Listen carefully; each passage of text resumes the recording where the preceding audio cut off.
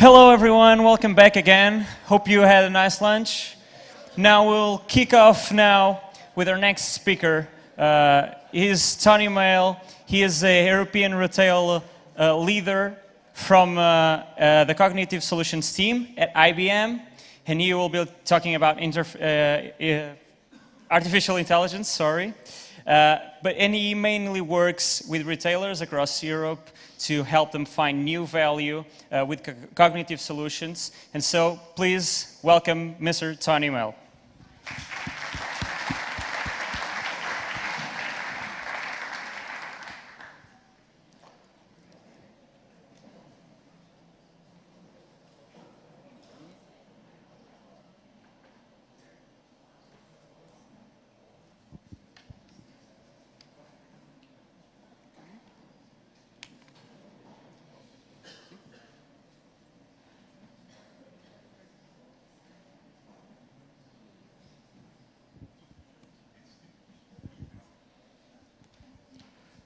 Good afternoon.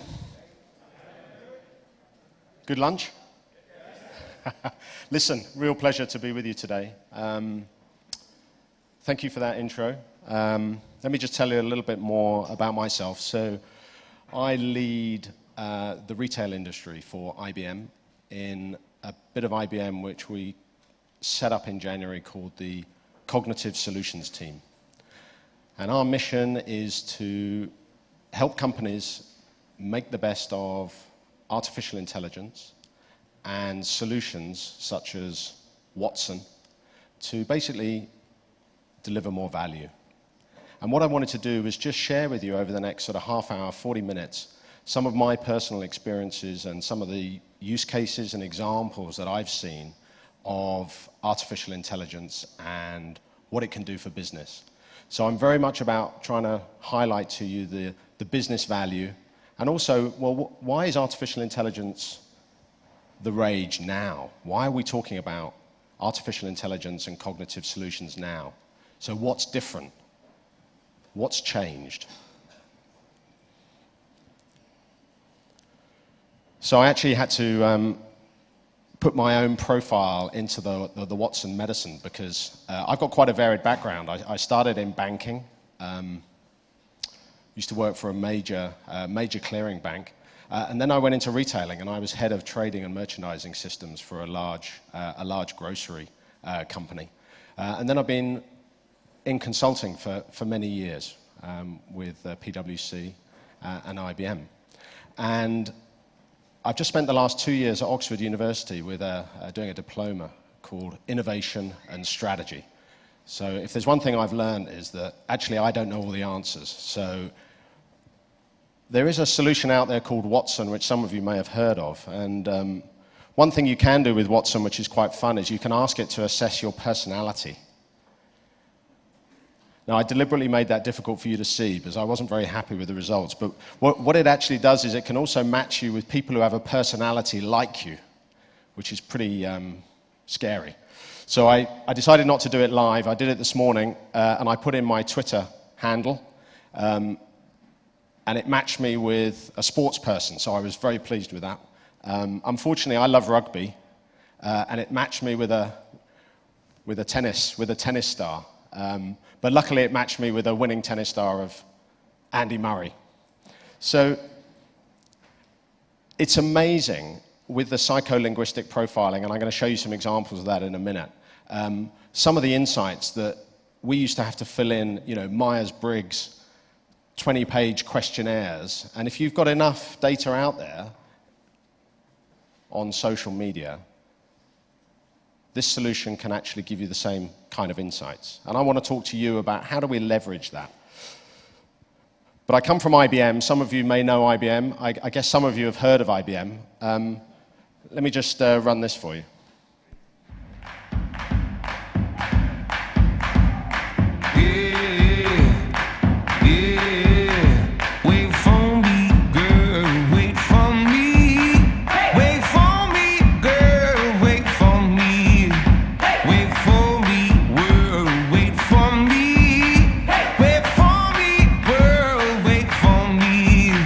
Wait for me. Hey!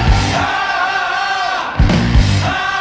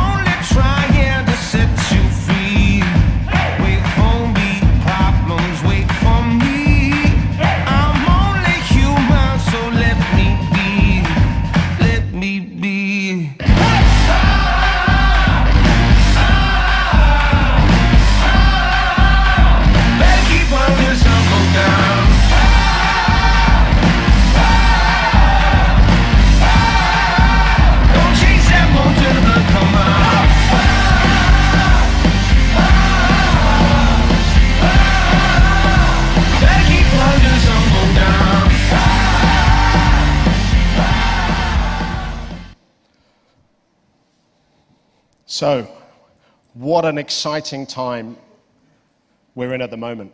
I mean, you're all here today, aren't you, to learn about new things that are going on in terms of tech, to network with each other. And for me, I have never been in such an exciting job. I spend my entire time working with big businesses about how they can exploit this new tidal wave of information that is coming down on them. And I think what I wanted to talk to you about really is saying, well, listen, you've seen lots and lots and lots of statistics about this, I'm sure, in terms of big data. But the reason this is becoming very, very, very relevant now is people are actually starting to exploit this data in a big way to either improve their customer experiences, and I'll give you some examples of that in a minute, or make themselves more profitable, or I think even more excitingly, creating new business models. And the reason they're able to do it is because there's a massive, massive untapped potential of data out there. Those of you that work with companies will know that a lot of their data sits in ERP systems, it sits on spreadsheets, it sits in paper files. But think about all the other data that isn't being used. This is the really, really exciting promise of artificial intelligence and of cognitive solutions. So imagine if you're able to actually understand what's going on in real time in relation to tweets, in terms of news articles, in terms of emails. I'll give you an example. I've got a client who receives hundreds of thousands of emails a day and has a massive contact center that goes through and basically opens every email. And what we're able to do in the cognitive era is say, I'll tell you what, I'm going to scan all those emails for you as they come in, and I'm going to rank them for you in terms of how angry people are. And I'm going to allow you to prioritize and triage your work based on how important those emails are. That was not possible a couple of years ago. We've got clients now who are saying, I have got volume after volume after volume of maintenance manuals for equipment around the world. How on earth do I actually make sense of that? Well, what you can do is you can ingest vast quantities of this unstructured data, and then you can start to merge that with data that you haven't even thought about before. So that is things like the weather. So how can you start to be more proactive about predicting when things are going to fail, be it a pylon, be it a refrigerated unit in a retailer, be it an item on a train. This is the exciting prospect of artificial intelligence. And one thing I'm going to really major on is thinking about images as well. Think about all of the image data that is out there that is currently not being harnessed. And I'm sure some other speakers may be touching on this as well. I had to actually do some real-time data checking this morning because I got the most up-to-date figures on Instagram. I assume everyone uses Instagram every day. Well, there's 300 million daily active users of Instagram, which is primarily, as you know, a sort of visual platform. And there's 70 million images being uploaded a day. Now, at the moment, those images sit there, and without cognitive solutions, they just sit there, because no human being can go through and analyze all those images for emotion, for color, for trends. But imagine if you could start to do that. Imagine if you can make some sense of a lot of this unstructured data. So that's the sort of promise. And then, as I said, it really, from a business point of view, for those of you that work in the corporate field, but also even if you're working in the public sector area, really, this is the new competitive advantage. If you can start to harness the data that you can see with the data that's outside of your firewall, you are starting to really leapfrog the competition. And I'll give you some examples in a minute of companies that are doing that. So I said at the beginning, well, why is it new? What's going on here? So we have a point of view on this, and essentially what we're saying now is the technology has matured to a point where it is very easily consumable. It is very easy to start to make this much, much, much more widely available. And I'm sure some of you in the room are actually using this technology today in terms of artificial intelligence. And one of the key things we've seen is this ability to package up, and I'll explain this in a minute, aspects of this technology and APIs that are much, much more user-friendly, that don't need actually, dare I say it, too much of a technical input to make them work. But also, as we start to move forward with this, what we're saying is you can actually start to interact with the systems in a much more natural way. So the heart of the artificial intelligence and cognitive position is it's saying, I can understand all sorts of data. As I say, it could be an image, it could be voice. I don't know how many of you have had some fun with voice to text, but I've got clients now who are saying, I'm going to record everything that comes into my business from a call center. Because what they found was, I don't know what you're like, but people used to ring up the call center and say, that is the 5th time I've rung up and no one picks up the phone, and actually, I'm really, really annoyed about it. And what are you going to do about it? And the person in the company types customer contact. And then the person goes on and basically might resolve that query, might not. So I've got one of the largest German headquartered retailers and one of the largest retailers in the world who's now saying, I'm going to take all of that voice data, I'm going to turn that into text, and then I'm going to analyze it. And I'm going to actually be able to make sense of it. I would say with the Watson API around voice to text, its accuracy is at about 6.1. Human beings are at 4. It's very, very, very accurate. So this is opening up whole new possibilities for companies to understand what's going on. Then, of course, when you can start to put sense and interpret this data in patterns that people can visualize and see, and I'll give you some examples of that, you start to draw new conclusions about what's going wrong, and maybe the root cause of problems, or maybe it should start to tell you about what you're going to be doing in the future differently.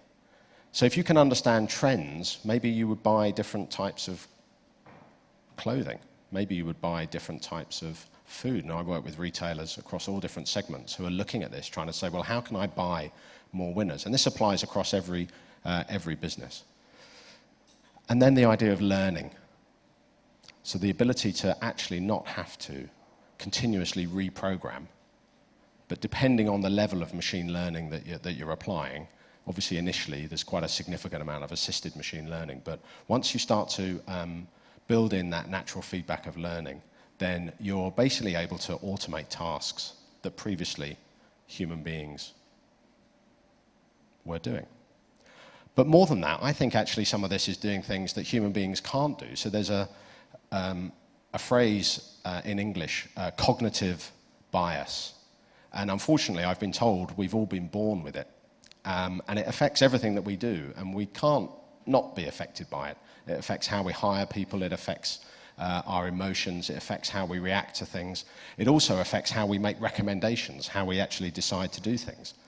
Now, the promise here of artificial intelligence is saying, if I can structure this data that previously a human being would have been assessing through their eyes or through their ears, if I can structure that data in a way that allows us to make sense of it, can we take the cognitive bias out of it and start to make recommendations that are based effectively on statistics? So here's a simple example here of basically a problem report for a white goods manufacturer, makes washing machines. And this was a speech-to-text conversation. Someone has rung up the call center and said, my washing machine doesn't work. And he said, well, tell me what's going on. And I said, I hate this machine. I've had 3 call-outs on it. It can't wash large items. It doesn't clean in the middle. And it's awful. It's leaving dry spots everywhere. Now, with a cognitive solution able to break down and understand the sentiment, the words, the entities within that conversation, it's able to understand the model, pull out the actual model of the washing machine. It can pull out the color issues. It can pull out the actual capacity of the machine because it can go back and pull the reference data back from a traditional system, and then start to actually do analysis on what the real problem is. And actually, in this case, it turns out that the real problem was the water wasn't turned on. So, I'm really excited about this promise of Watson and artificial intelligence, because what we're really trying to say here is, how can we make a better partnership. This isn't about replacing human beings. This is about augmenting them.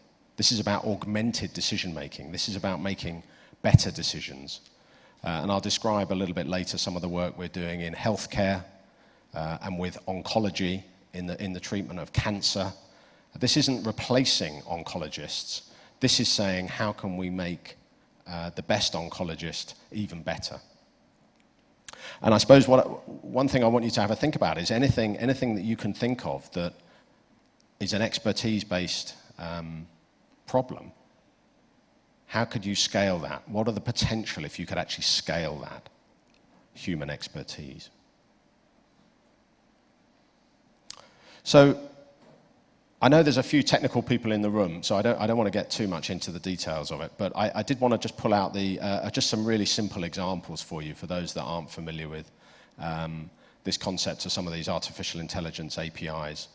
And you can argue some are more intelligent than others, but I find this very, very, very, very powerful as a paradigm now, where we're seeing these technologies that are just so easy to use. And they're so easy to use when you combine them together as well. So I've listed a few up there. I've talked to some of these already about speech to text. I've talked about natural language classifier. The tone analyzer tells you when people are angry, or maybe when they're happy. Personality insights, I showed you a demonstration of that using your Twitter handle. And also in visual recognition, we'll show you some examples in a minute of that. So just to bring it to life, practical, very, very practical stuff. You know, what on earth could you do with three APIs? So I'll just give you a very simple example. And these are real examples, and I've got clients who are starting to do this right now. So a lot of clients want to personalize, don't they? I'm sure those of you that work in industry know that this is the key topic, understanding your customer, marketing to the segment of one, understanding what they want to do. But actually, how do you do that? So if you're able to analyze the Twitter feed, you're able to understand what they're doing in terms of social media, you're able to understand the images that they posted up on Instagram that give you an understanding of their hobbies and so forth. And you run a personality insight against that. You won't be able to see this, but basically, this will tell you how to more effectively market to that person. So depending on your personality profile, you may be more susceptible to marketing messages that stress, let's say, value. In which case, you need to alter, if you're a company, the way you're positioning your brand for that individual to stress the value. Other types of personality insight might be exclusivity. So therefore, that's completely different. You need to tailor your marketing messages and the way you're positioning your products or services around exclusivity for that individual. So that's going to be absolutely fundamental in terms of changing the way companies interact. And I think you'll find today that most companies, they do some segmentation of their customers, but in real time, they do not alter, based on personality insights, their outbound marketing. Because, of course, what you can actually then do, and I've had a lot of fun with this with some of my clients, and you can do this for free. You can go on the Watson website, and you can put the text of an email in, or you could put a text of a marketing campaign in, or you could put a text of a note you're going to send to your girlfriend or boyfriend, and it will tell you what it actually means from a sentiment point of view. And it will actually then also help you decide how resonant is that going to be with the market that you're sending it to. So again, these capabilities are very easily accessible, very easy to use, work at scale, work 24/7. You don't need a marketing team to be doing this. This stuff will do it for you, and allows you to personalize your messages. Now again, I don't think any conversation about artificial intelligence today would be complete without thinking about visual and image. for me, that is absolutely at the cutting edge of what we're talking about here. So I'll give you a demo at the end, but really what we're saying now is when you can start to say, I've seen a picture of, let's say, George Clooney, and he's wearing a great pair of shades. And what I'm going to do is I'm going to crop that picture and I'm going to drop that into a website, and it's going to pull back all the sunglasses that look like that. Or, and again, this is from my own personal experience in retail, but this applies across many, many industries. What if you can then start to just take pictures of the shelves in stores? It'll tell you what's on the shelves. It'll tell you where the gaps are. What if you can hyper-attribute some of these products in a way that makes them easier to find on search engines? This is all about visual. This is all about visual matching. And clearly, well, as you can see, I'm sartorial elegance, but I desperately need a fashion advisor who could actually help me match which jacket goes with which trousers. Now, with visual recognition and being able to attribute images using artificial intelligence, the promise of, having your own concierge service becomes a reality. And don't take my word for it. Todd Spoleto, president of the North Face. We are working on the prototype to match customers to gear. Watson, let's give it a try. Say it's mid-June and I'm backpacking in Yosemite. Of our 353 jackets, I can recommend 9. Watson, what if it rains? There is just a 3% chance of rain, so I recommend the breathable stretch fleece fuse form Dolomiti jacket. A perfect choice, Watson. No wonder our customer loyalty numbers keep climbing. I believe we can do even better. I like the way you think. So think about what just happened there. That was a natural language conversation, yeah? That was the chief exec actually talking to the computer. So the form factor isn't typing, yeah? This is talking. This is conversational commerce. Not only that, what happened was he was asking for basically to solve a problem. He was going hiking. He was going to a place, and the cognitive solution knew where that place was. And with weather data and geolocation data, you're able to then draw some insights about that location and maybe the time of year that the person is going there. And then when you've understood that, you can start to say, well, if I understand my products and my services better, I can start to match, genuinely match solutions to problems, rather than have to go in, let's say, to a commerce website and type in jacket and then go through that whole process. So you are going to see more and more and more of this cognitive approach to not just buying products, but also acquiring services. And this is going to apply across every industry. And the reason it's going to start is because this technology is available now. So what I thought I'd do, I'm going to pivot and take you through some mini case studies, okay? So we're going to spend about 10 minutes just telling you about some case studies. It's not an exhaustive list. I've really put the things up there that I personally know, but I thought you might be interested in some of this stuff in action. So there's a bank in the UK. I actually own this bank. It's called the Royal Bank of Scotland. I mean, it turns out, okay, we had to buy it because it was having a little bit of difficulty, so the government bought it. But I like to think I own it.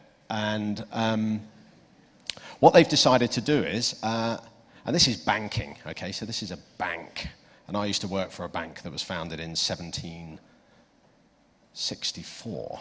So they're quite traditional organizations. I don't know how many of you work in banking or have some involvement with banking, but they can be a little bit old-fashioned, can't they? And they've often got computer systems that go back, well, to PL1 and the 1960s, and they're still there. So great return on investment for those systems. But what the Royal Bank of Scotland has done, and you can look this up. It's called Luvo, L-U-V-O, and it is an artificial intelligence banking assistant, and it uses Watson, and allows you to have a conversation about your banking needs. And I wanted to highlight a couple of things which I think you might find really interesting. The Royal Bank of Scotland decided that this artificial intelligence, let's call it support assistant, was going to have a personality. It was actually going to try and embody the brand values of the bank. Now, I'm pleased to say they haven't released it to the public yet. So what they've done is they said, we're going to spend 6 months. You remember I said about understand, reason, and learn. So it is at the moment in the URL phase, and it is being used by bank staff. So when you go into the branch and you ask a question that they can't answer, they ask Luvo. But we anticipate at the end of that trial period, it will then become available to be used by the customers or potential customers of the Royal Bank.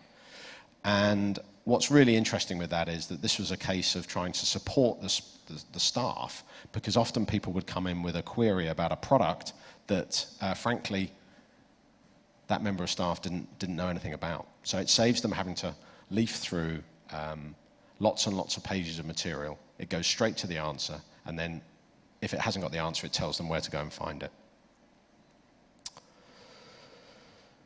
So Macy's, very large, well-known heritage department store in the men's dresses.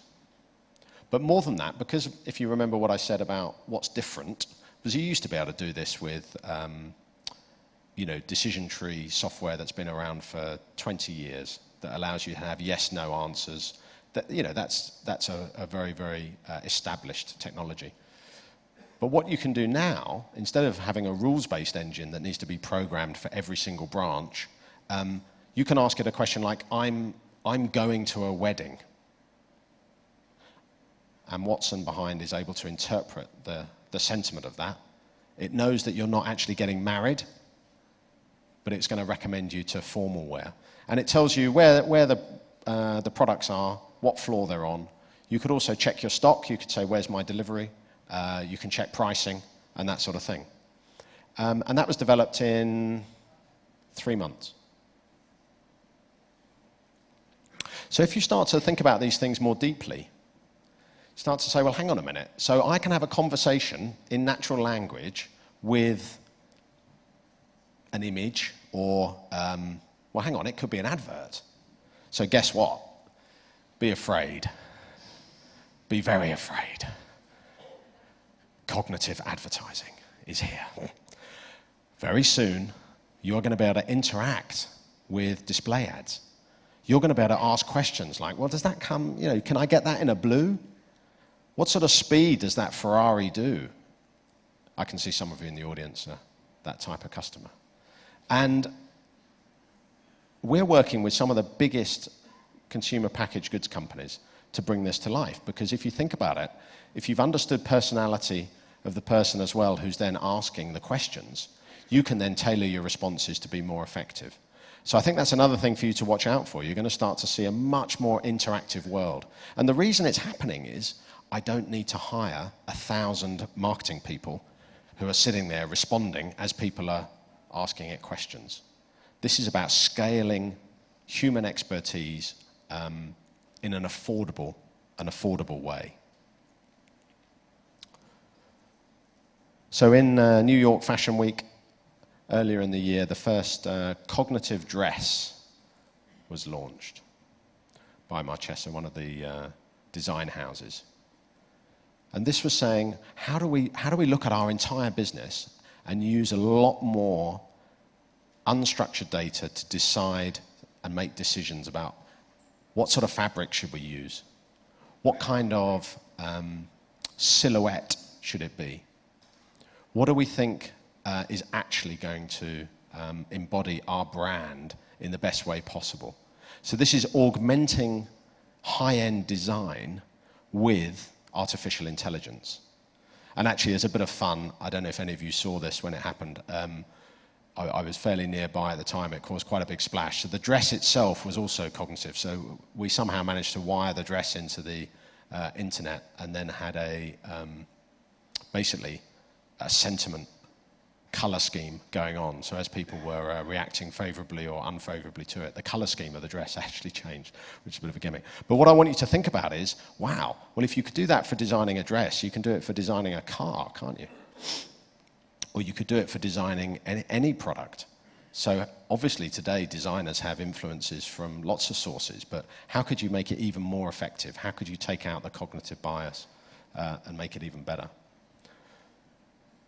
So we launched an app last November, and a friend of mine, it was a sort of hackathon within IBM, and unfortunately he won and was told to, he had 6 weeks to launch a cognitive artificial intelligence app that would predict what was going to sell well for Christmas. He only had 6 weeks to develop it with a very small team. I think there were 3 in the end. And they pulled together a trend advisor. And when it launched in November, it was a minimum viable product, so it didn't cover every single thing that was on sale at Christmas. It picked on toys and gadgets primarily, so tech. And when it launched, I think we got 174 million social impressions within the first half day. I think that was more than our entire marketing budget had managed to generate for the year. So this thing had some resonance, and I still find today this becomes a really interesting topic because people are saying, wow, so pretty quickly you can start to pull in this data and help me understand what might be hot. And what it's doing is it's looking at reviews, it's looking at the number of instances of mentions, but more than that, it's looking at the tone. Are these negative? Are these positive? How do you draw those things together to find patterns? So again, similar things. I don't know if you've heard of this crowd, Under Armour. Are they big in Portugal? So I think they were the number 4 sportswear brand, certainly in North America, and they've leapt up. They're now either number 1 or number 2. And they've had they put their success down to a number of different factors, but one of them was a very, very, very innovative marketing campaign that they did with a digital media agency that allowed people to interact in real time with Giselle, which, let's face it, we all quite enjoyed doing. So there was a massive, massive uplift in their sales because in real time people were interacting as Giselle was doing some exercises and boxing. And I think actually their success comes from they're trying to really, really, really understand their customers. Back to what I said about personalization. So you may not know this, but I saw the chief exec of Under Armour speaking earlier in the year, and they've got 180 million customers on a database, which primarily comes through some acquisitions they did with wearable technology about fitness, heart rate, exercise, and so forth. And they are using Watson behind the scenes to then say, well, in his words, how do I sell more shirts and sneakers? So this technology, when you combine it with massive volumes of data, so big data, and it's done at a price point which makes it affordable, allows Under Armour to very, very, very specifically target people. And for example, very simple use case for you, when are my trainers going to run out? Yeah? Because if you know how many steps people have been taking, what kind of running they've been doing and so forth, you can say to them, well, your trainers are going to run out in a month. You should think about getting another pair, and here's a pair that I recommend to you that I've personally tailored to your type of training. So this is an example which I don't know how many of you stay at Hilton hotels ever, but pretty soon you're gonna see a robot concierge. So you can imagine in the hotel business and the hospitality business, they run 24/7, and the use case here is quite a lot of the questions that get asked at the front desk of hotels are pretty routine, and actually you don't always need let's say a friendly-faced human being to answer those questions. So what time is breakfast? Where would you recommend going for dinner? What time is checkout? These sorts of questions people want to ask in a natural language. They're not going to go up to a kiosk. They're not going to type it into a kiosk. Ideally, they'd like to talk to someone, but sometimes there's a queue, and actually it's a really quick question. And what Hilton found was that, the acceptability of a robot, like this Neo robot here in the image, was very, very high. And I don't know how many of you have done research into some of the form factors around robots, but it's really interesting if you ever go and start to look at this stuff in more detail. I'll summarize it for you. People don't like big robots, and people don't like robots that look like people. So now you know everything I know about robots. But the nice thing with this is, actually, you know, the head moves, you can look it in the eyes, you can have a conversation in natural language, and it will answer you in some sort of terrible American voice. So the use case for them is, how do I have a 24/7 concierge that supplements my front desk staff, you know? And I think you're going to see more and more and more of this form factor coming out. But of course, the principles are the same. You could talk into a phone. You don't have to talk into a robot. On a slightly more, let's call it altruistic, and you know, I get quite emotional about this, really. The work that we've been doing with oncology in particular, in terms of cancer and a number of the leading institutions on cancer research, really takes my breath away and encapsulates, let's say, the huge potential of artificial intelligence to supplement you know, human expertise. Because trying to understand and keep up to date with a worldwide continuous publication of new research, new outcomes, new case studies, and obviously new drug combinations is a daunting task. And actually, only the other day, it was 2 weeks ago, there was a team in Japan who were struggling to diagnose this patient. It was a young girl, actually, who had leukemia. And they uploaded the symptoms into the Watson Oncology Advisor, and within a matter of hours, a fresh diagnosis came back that actually led to a complete change in her treatment plan. And it was absolutely impossible for those doctors to have been able to have read all that material so quickly and been able to have some confidence that those drug combinations and treatment plan was going to work. So I think that's a really, really uplifting application of artificial intelligence. So what I wanted to do, I'm just going to give you a couple of little demos just to make sure you realize this stuff's real. I picked out some headlines about chatbots. It seems to me that the world has gone crazy for chatbots. Don't know if you agree. And obviously part of this is saying, well, how can I have a chatbot that's got artificial intelligence behind it? And how do I have a chatbot that isn't going to ruin my brand? And how do I have a chatbot that's going to allow us to move through some transactions and help provide some better customer service? And I'm telling you now, there's a tidal wave. Some of the details in these articles is astonishing. I think there were, if I've got my facts right, I think it was 15,000 chatbots were launched on Facebook last month. And obviously what's happening is a lot of people aren't going to websites anymore. They're interacting through social media platforms, as you'll know. So it's a very, very interesting space, and it's one that you're going to see more and more and more applications of artificial intelligence using. So I'm going to try and give you a little demo.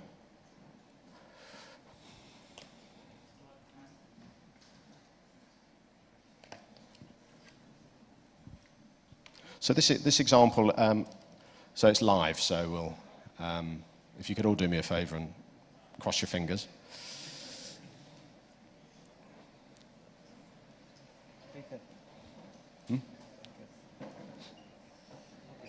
So this is a Watson artificial intelligence chatbot in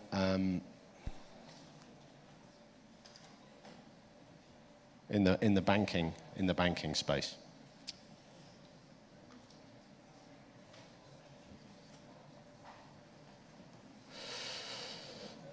So here goes. So you can imagine the scenario. I've just landed at Porto airport, and although I was 2.5 hours stuck at Heathrow, but the Portuguese side was very, very smooth. And then I get out and I go to get in my taxi, and I've got a problem.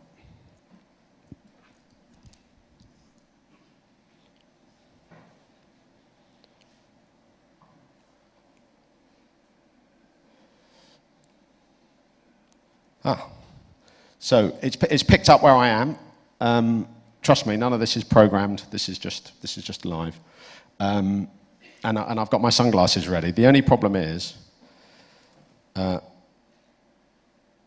lost my debit card. Now, I don't know how many of you have lost your cards abroad, but trust me, it's quite stressful, because usually the phone number you've got to call is on the back of the card. So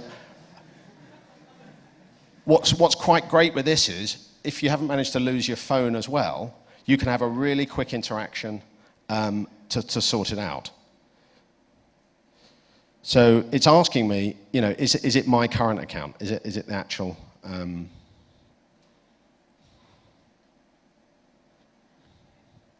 Validation. And obviously it wants to do some security checks to make sure I haven't given away the PIN. And then it's going to pull up. It's got some integration with transactions. So I'll just scroll down there. Oh, I had quite a big pizza feast. Sorry about that. Sorry, that's a little embarrassing. I'll just say yes. Yeah, I'll just say. Oh.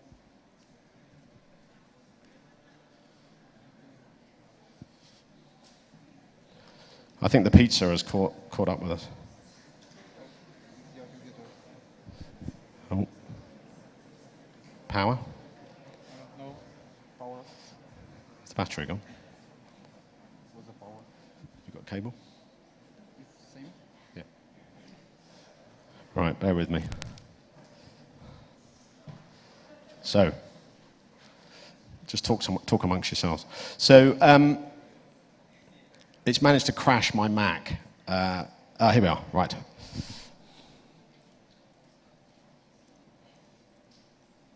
I know I should have used a Lenovo.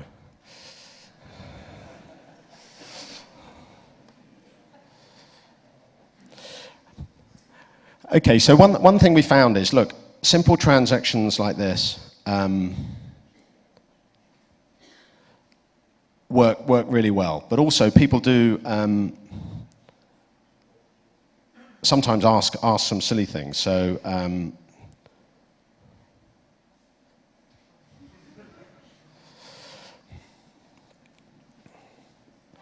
okay.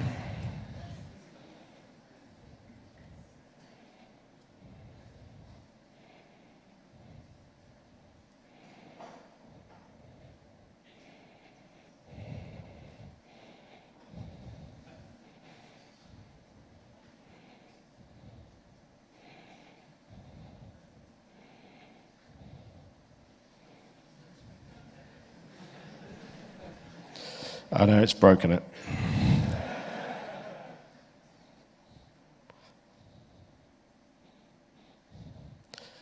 Okay. So I want to actually show you just another couple. I've got maybe two more minutes. But there was a bit of fun there. But I'm telling you, the application of chatbots which allow you to ask questions in natural language that don't need a huge team of people behind them, that are integrated with back-end systems that allow you to do, you know, I did some simple transactions there in terms of cancelling a credit card. But, you know, where is my order? Is your store open? When can I pick up my car? All of these sorts of things now, you're going to find more and more and more virtual assistants using artificial intelligence to do that. So I mentioned a bit of visual recognition. Let's see if this works.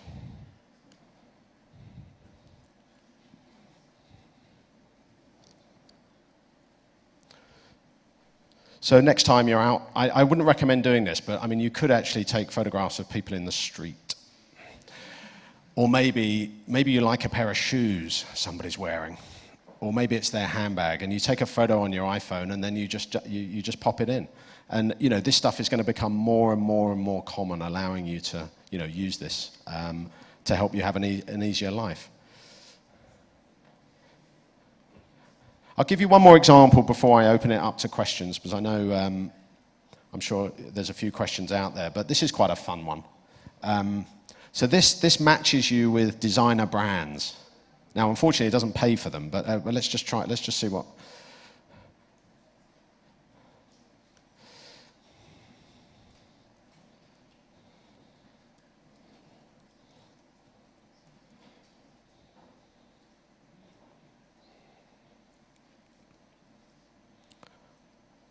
Okay, so it's done. It's ranked me against designers, so it's understanding my profile. It's then saying there are some products, some wallets that it might that I might like. Now, as it starts to go down, look. These are my actual scores. I said I wasn't going to show you this. I can't believe I'm showing this. Because part of this is about saying how do I explain to people the reason behind. I think this is an important theme. People want to see what's going on, and how did it match me with those things. So I need to go now and buy a wallet, but what I'll do, let me finish there in the interest of time, and open it up for questions. And thank you so much for being a wonderful, wonderful audience.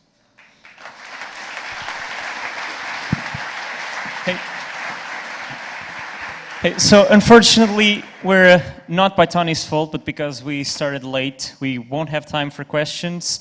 You can switch rooms if you want, and if you have questions, please find Tony in the coffee break that's going to be later. So in 2 minutes time we'll be starting, so if you want to see the next session, please remain here, and if you want to switch rooms, now is the time.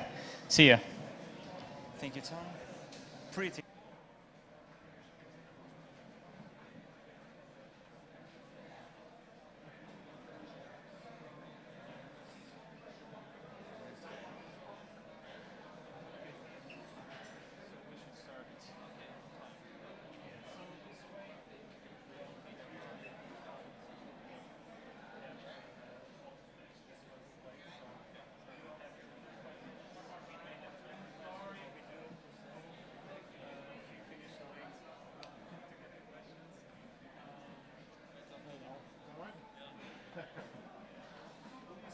I saw the clock. It said I'd done 40 minutes, but then of course you started late.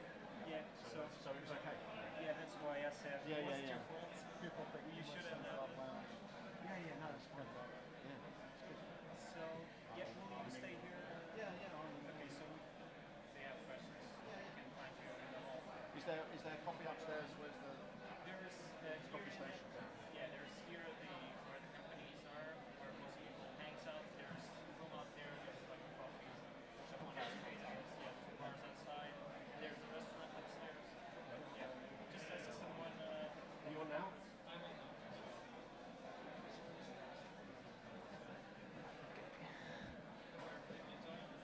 that all right?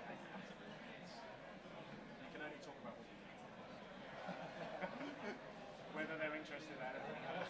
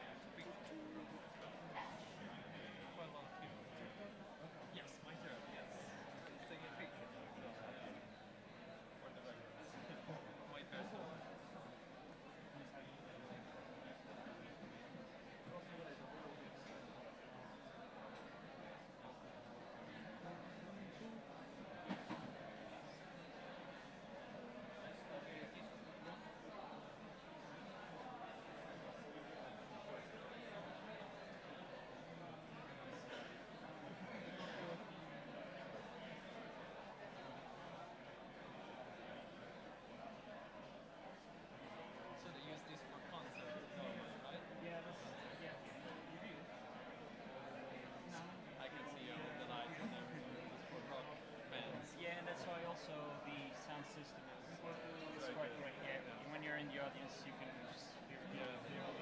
It's really good. And also the isolation of the room is so you could almost speak without microphones. Okay, almost. Yeah, if one has a loud voice, you can do that. Yeah. Do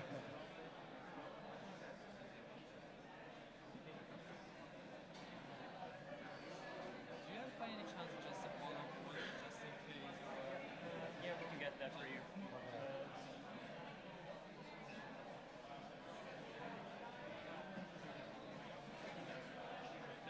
Just in case my voice starts just speaking. It's always useful.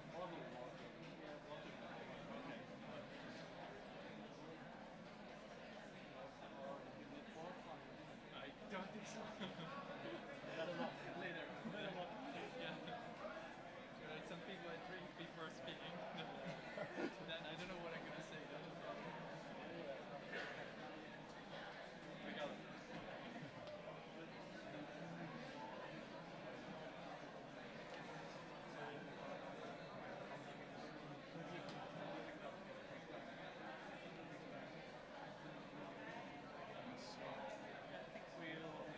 Yeah, let's start. Can you kick off the intro?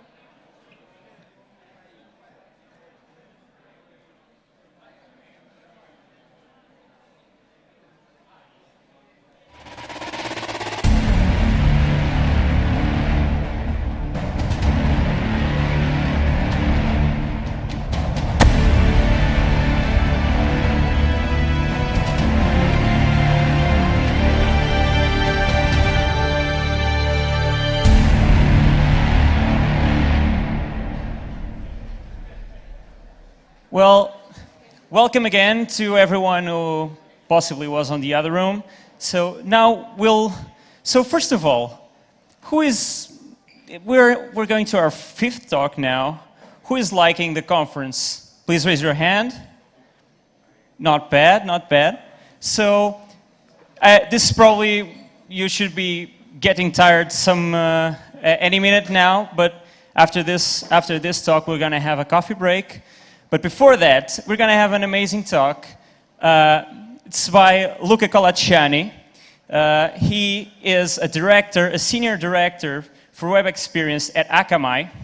And he's going to talk about a very cool subject. He's going to talk about how we can handle the issues that come up in this new era of the Internet of Things.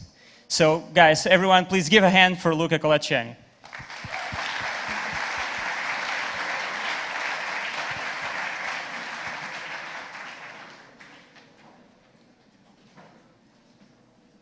Bom dia, or boa tarde. I don't know what to say.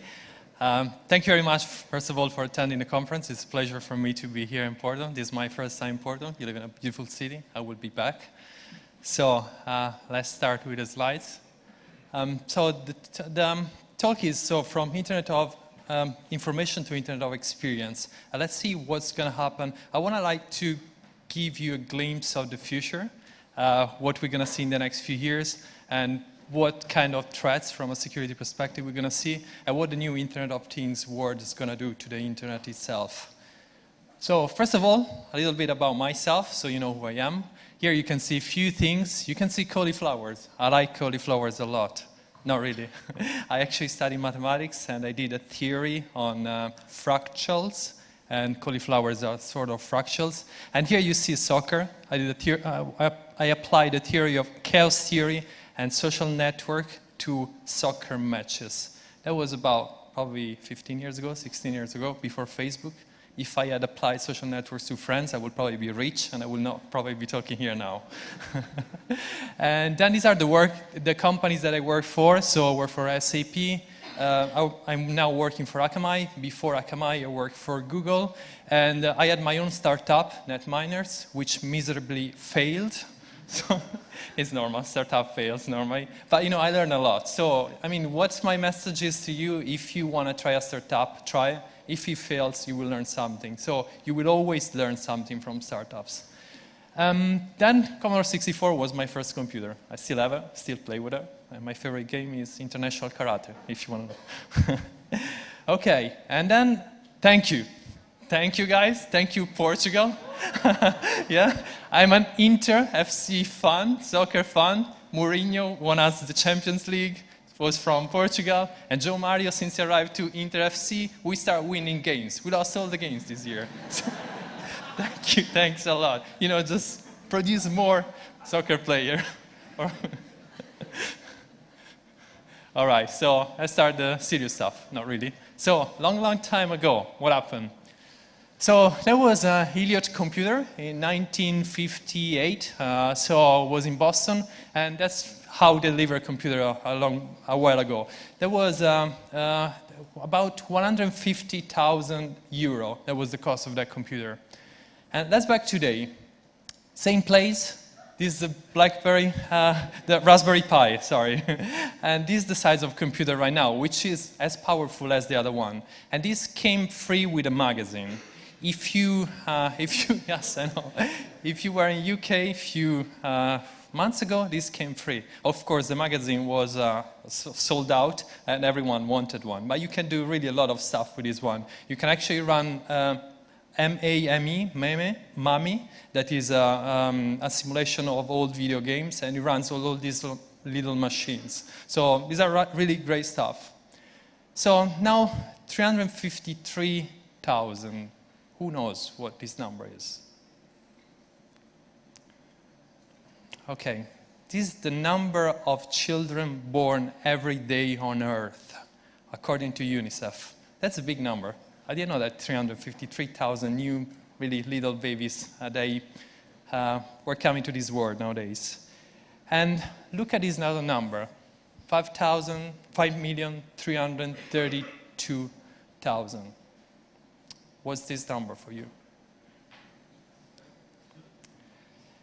This is, I mean, the picture probably will tell you, this is the number of mobile devices activated per day. 5 million mobile devices activated per day. Why? Do you know why?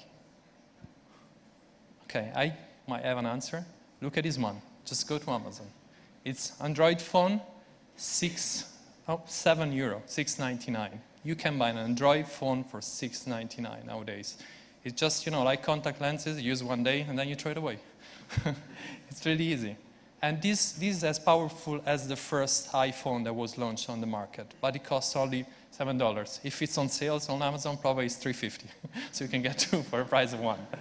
So how many of you knew that, you know, mobile phones could be so cheap?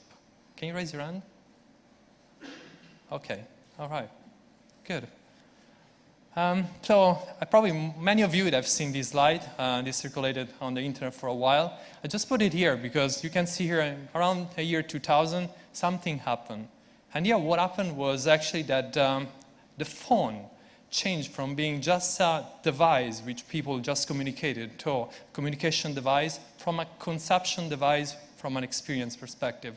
So people actually didn't just call, send SMS, and see how their friends were, but actually they start interacting with the phone. So having experience, watching video, watching more complex video games. So it was sort of entertaining device. And of course, then the screen keeps going. Then there's a joke that on that yellow line, that was when people discovered they could watch porn on these phones. That's gonna go bigger, but let's not go down that way, okay? I would make it bigger. Okay, and what about your mobile performance? How many of you are happy with your mobile performance? I mean, every day when you browse. Can we do better? I mean, do you travel? Are you on a train or a car or here? I mean, are you happy with your mobile performance? To be honest, I travel every day in UK, which is quite, let's say, good digitalized country. So its connection are good, but I have problems every day just looking at my mobile phone. Let's still look at some mobile performance stats. It's actually, this one is a study that came out, I think, 10 days ago from DoubleClick, Google, and some source from Akamai. So the global average load time for mobile sites is now 19 seconds over 3G. Of course, this is a global average, so it doesn't really mean a lot, because, you know, to me, global average doesn't mean anything. I have a degree in math, so for me this is nothing. But, you know, anyway, it's 19 seconds. 53% of visits to mobile sites are abandoned after 3 seconds because, I mean, we don't want to wait more than 3 seconds. So now we're becoming impatient. Comparing faster sites to slower ones, the fastest sites and average session length 70% longer and bounce rate were 35% better. So that really doesn't surprise me. I talk to a lot of customers and they tell me that, of course, the faster the website, the better the experience, the more the sales, so on and so forth. And then almost half of all server requests came from ad-related calls. So there's a lot of ads and third parties which make our experience horrible on these mobile sites. How many of you have used this? Yes, okay, good. Oh, wow, a lot. Okay, so I was not the only one. How many of you got virus while using this? All of them. Great. Okay, I did as well. Actually, I was under the military, and I tell you this, and I got a virus into the military system. It was really bad. So I could really go in jail. It's not recorded, this one, right? Okay, so this one, all the like 144 megabyte. So how many floppy disks do you think you will need an article from any newspaper for? How many, I mean, do you think? Can you just try a number? How many do we need? 4? Yeah, 4. 3? Okay, yeah. Okay, let's do some math here. That article here, that is digging for dinosaurs in my 20s, I had no idea what the article is all about, sorry. Is at about 6,200 words, about 37 kilobyte, saving in RTF, and 4 images, which is 346 kilobyte. When looking at this page, first of all, there's something really bad, that they're serving the same images to desktop browser and to phone, and to connected TV when you have connected TV. That's really bad for web performance. I know there's a lot of DevOps here in the guy, solution architect or software developer, whatever. Don't do that, and we'll see why. So in total, it's 383. So it's actually not really too bad. I mean, the math is easy, 144, 383, roughly 4. That was a very good guess for those of you who did it. But actually, the answer is 15. Why? Always the same. 20.9 megabyte was this page. And all the crap that was on the page were third-party calls. So, and third-party calls can have issues. When one of these third-party calls, which is not really concatenated really well on the web page, has an issue, it blocks probably the whole page from being loaded. So, if you're designing even a good website, and if you do all the right things to design a website, there are several other things which can block a web page that can give your customer a really bad experience. So, the web is doomed. How many have played Doom, the video games? Yes, I like this audience a lot. Normally, nobody answers. Great. Okay, and actually now the size of a web page, if you look at this one, from 2011 was the size of Wolfenstein, really bad game, then SimCity 2000, and now in 2016, this year, January, is the size of Doom. So a web page is just a video game. It was quite complex as Doom. They are too big. Where are we going?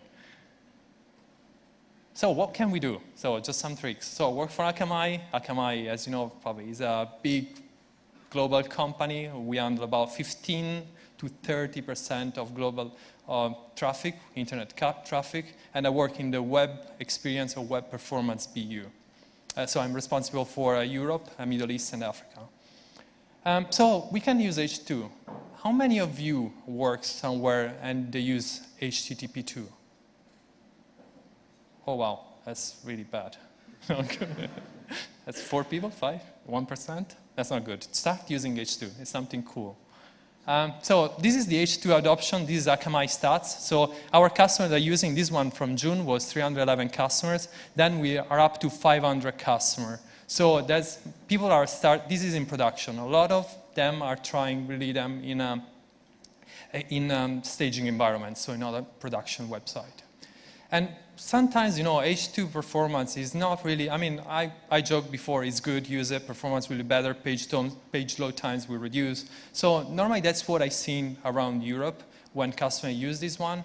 We have a customer with Nespresso, who everyone knows because of coffee, who used it, and I had really brilliant results. You can Google it on YouTube. There's a video talking about this change. But sometimes it doesn't work well. So it's not that you solve all the problem. When it doesn't work, the best performance comes when HTML is served and the objects are on the same domain. So if you use different domains, you might not have the same good results. Then, again, what percentage of the page content is on H2? If we saw it before, the Atlantic, we had about 1.4 megabyte of content, which we control, which we can put on H2. But then the remaining 19 megabytes we don't control. So if only the one is on H2 and all these third parties are not using H2, we're not going to get so much benefit. Then, are your user experiencing packet loss? H2 is not a friend of packet loss. This is a known limitation of the protocol, which we are trying really to try to overcome with now HTTP 3. And then large downloads. If you download large file, H2 is not really going to give you any performance benefit there. And then also, I met some customers also from Asia, and in South Korea, for example, connection really good.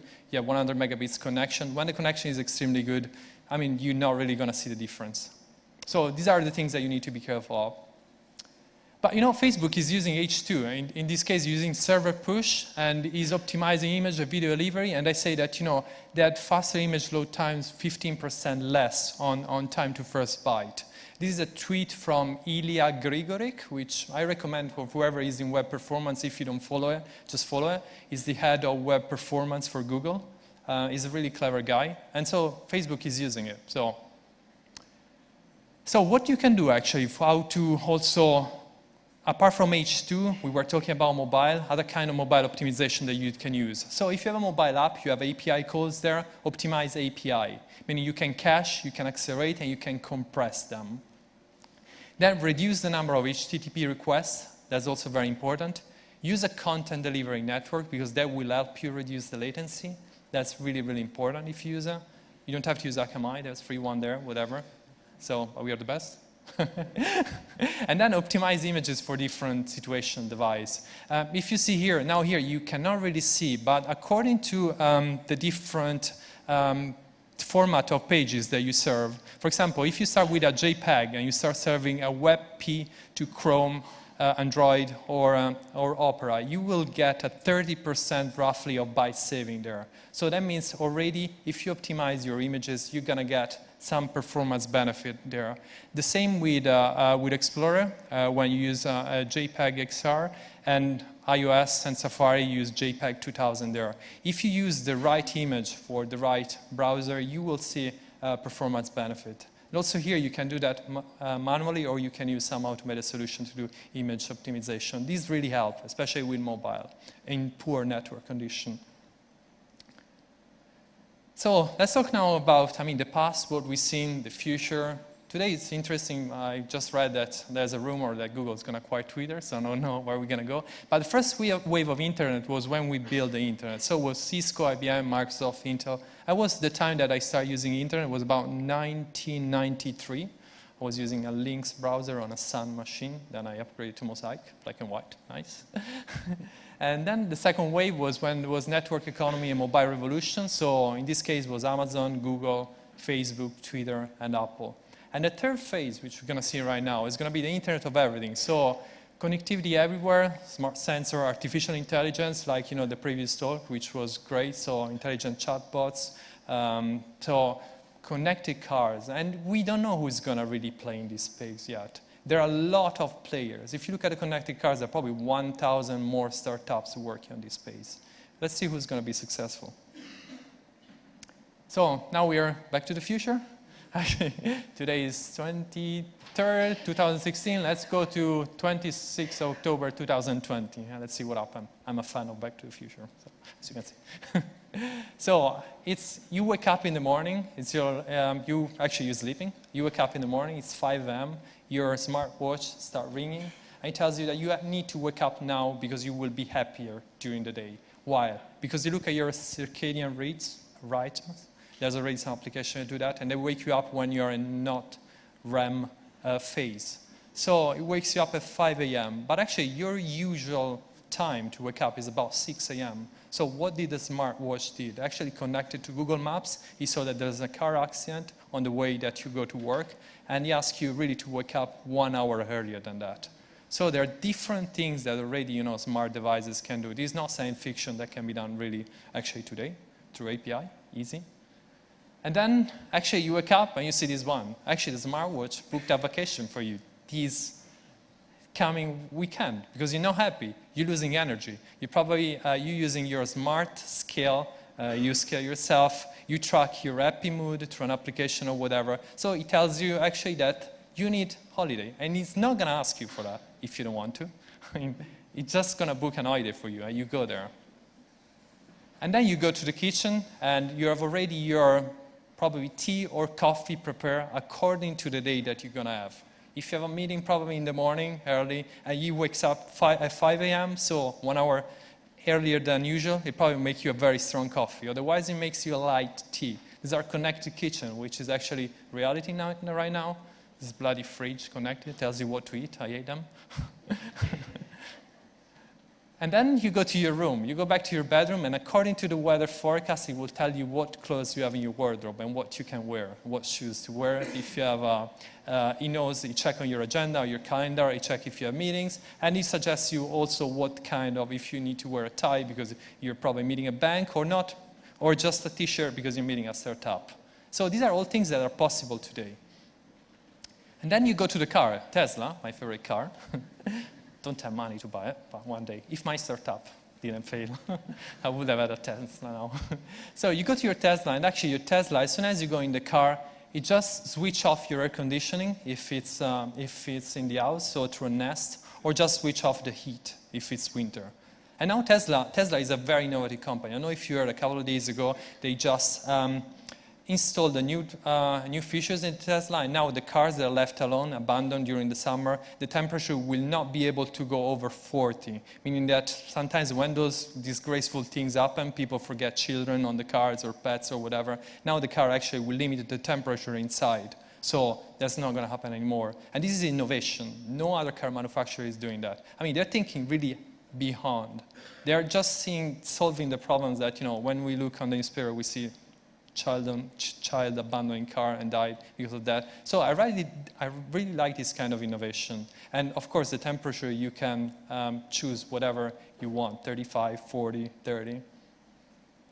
And this is what I want to say. It's just because the world is becoming interconnected. We have so many devices right now that can do so many different things, that have so many information about you. And we're going to just look at the future with a different eye, because there are different challenges for us now. Let's see some of these challenges. This is a golf ball. Okay, this golf ball is just the size of the internet today. Think about the internet today is golf ball. I think probably in 10 years, 20 years, the internet will be the size of the sun. And this is not one of my predictions. Actually, I didn't make this up. Someone from a university predicted this one. And why is that? Just let's have a look at some Akamai data. So in 2012, the London Olympics, we delivered about 45 petabytes of content. So we do all the streaming for the Olympics. In 2016, 318 petabytes. In Tokyo, we're thinking about, actually, we are planning our network because we plan 3-4 years in advance to deliver 2 exabytes of traffic, or 2,250 petabytes of traffic. These are incredible numbers. And will the internet scale? This is the big question. Let me show you also, these are our traffic, peak terabits on our platform. So since we deliver between 15 and 30% of the internet traffic, we think that the trend that we see, it can be related to the internet. So you can see from 2000 to 2014, 26 terabits per second. In 2016, actually, our peak is close to 40 terabits per second. So it's already 14 terabits per second more there. But what's going to happen in 2020? what we're going to see is, sorry, you cannot see here, it went off the screen, but 25 exabytes of traffic, of peak traffic we're going to have. That's how we're planning now. And this is massive. If you see what we have in 2014 and 2016, sorry, I don't have it, but will be probably up here, so not too far from that. So, and this is probably traffic that's coming from video and from all these tons of internet devices that we'll have. Okay, another little game for you. So that's on 1 terabyte SanDisk card. And how many of these cards fit one of these freight container? Who wants to take a guess? Okay, I'll tell you, it's impossible. It's about 400 million. You can put 400 million of these little cards in a freight container. And this is about the amount of data who is delivered on the internet in 1 year. So 400 million of these cards, they are on a freight container. It's a massive amount of traffic. These are trends that we see when I say that, you know, API, Internet of Things, are growing at fast rate. This, again, traffic starts from a network. HTML traffic is growing 69% year over year, while API traffic, so traffic coming from, mostly from connected devices, growing 86% year over year. That's a massive growth if you can probably project this one in the next 3-4 years. But this is just the beginning. Just this slide, sorry, you cannot really see well. Here in the green line is the number of internet connected devices. And here is the world population. So the number of devices across the population about 2008. In 2020, according to these studies, I mean, there are several companies that this Cisco actually is, we're going to have 50 billion objects who are going to be connected to the internet. And this, you can realize why we're going to have such amount of traffic there. Also, this is an interesting chart. This is what we do when we study a new solution. Actually, we look at bandwidth, we look at latency, and we look at different kind of technology. If you look, for example, for, let's say, autonomous vehicles, so self-driving cars. These are cars who needs to have a latency of 1 millisecond and needs to have a bandwidth of about 1 gigabit per second in order to work well. If there's something wrong with an autonomous car, we need to react just right there on the spot. If we look at other kind of technology, then it requires, for example, if you look at 360 degree videos in low resolution, you need 10 megabits per second and about 100 milliseconds of latency. So depending on what the future is going to be, you need some kind of latency and bandwidth accordingly. And the future is going to shift where cloud run is going to be, which is the new kind of, let's say, architecture that we'll see in the next few years. Also, let's switch gears. Year 2030. You have this device from Apple, who is just actually glasses with augmented reality. Augmented reality will become more and more popular now. We saw with Pokemon Go what happens. Too bad, really. And then one day you will receive actually an alert from Apple saying that, you know, this accessory, which is your glasses, your augmented reality glasses, is not being supported anymore. I mean, Apple will never change. They don't support anything, so after a while. So, and what's going to happen, actually? You need to upgrade. iOS 79 is ready. 79, maybe? Get ready. You know, your glasses are not supported. You need to use your contact lenses, augmented reality contact lenses. This is not really hyper reality. Google was working on this when I was there, like 10 years ago, and now who knows where they are. They are just more real than what we think. So maybe in 2030, this can become a reality, even closer probably than that. Then how can we secure all these kind of devices? I mean, what are the future crimes or future hacks that people can commit when, let's say, playing with these sort of devices? So this just, for you, just not a lot of people knows about this one. But in 2011, Facebook released these stats that 600,000 accounts per day were compromised. 600,000. That's a lot of accounts compromised. Who got their Google account compromised? I did, fortunately. Nobody? Nobody had the account compromised. 1, 2, me, fool. I connected to really unencrypted, unsecure Wi-Fi on hotel. Bad mistake. Okay, don't do that. And actually, look at this. I mean, the human factor, this is to take in consideration. This is a study from University of Minnesota. They left 297 flash drives on a large university campus. About, 45 to 98% of students, so at least 45 students out of 100, they just connected USB device to their computer. I mean, you can do everything if you connect. I connected mine on their USB on my computer this morning, bad mistake. I hope they didn't do anything. But you can spread everything there. That's a big mistake. So the human factor is really, it plays a big role. Social engineering, you can protect whatever you can, whatever you have, but social engineering plays a big role. And sometimes also security expert can fall for this. Connected cars is really something we're working on now in terms of security because, before an hack, can bring your website down, slow down your sales, or, put some funny faces on your website. But now if you hack connected cars, you can actually kill people. So all the automotive around the world are really concerned about this one because, the cars now are mobile phone with wheels, as someone says, and they are really hackable. And if you hack a car, you can create serious damage and even death. And then, okay, let's think about apocalyptic things like Stuxnet. You see that what they did to a nuclear plant power, electrical grid power, they can do the same. So these are apocalyptic scenario. But let's also this one, school is going to change. There's going to be augmented reality now introduced in school. There are several companies working already in augmented reality. You can hack schools as well, and that's not really good to scare poor little kids. And then, there's new frontiers or hacking. Just a few weeks ago, for the first time, they hacked a thermostat. So you're sleeping, your house gets -10 because the air conditioning is on during the winter, or it gets really hot during the summer, which is stupid, but that can happen. Your door now is connected to a mobile phone. In US, there's a lot of people who rent Airbnb houses who connects now the phone on their house so they can open actually the house when the guest comes, and there's also a camera there. There's pacemaker, so for the heart.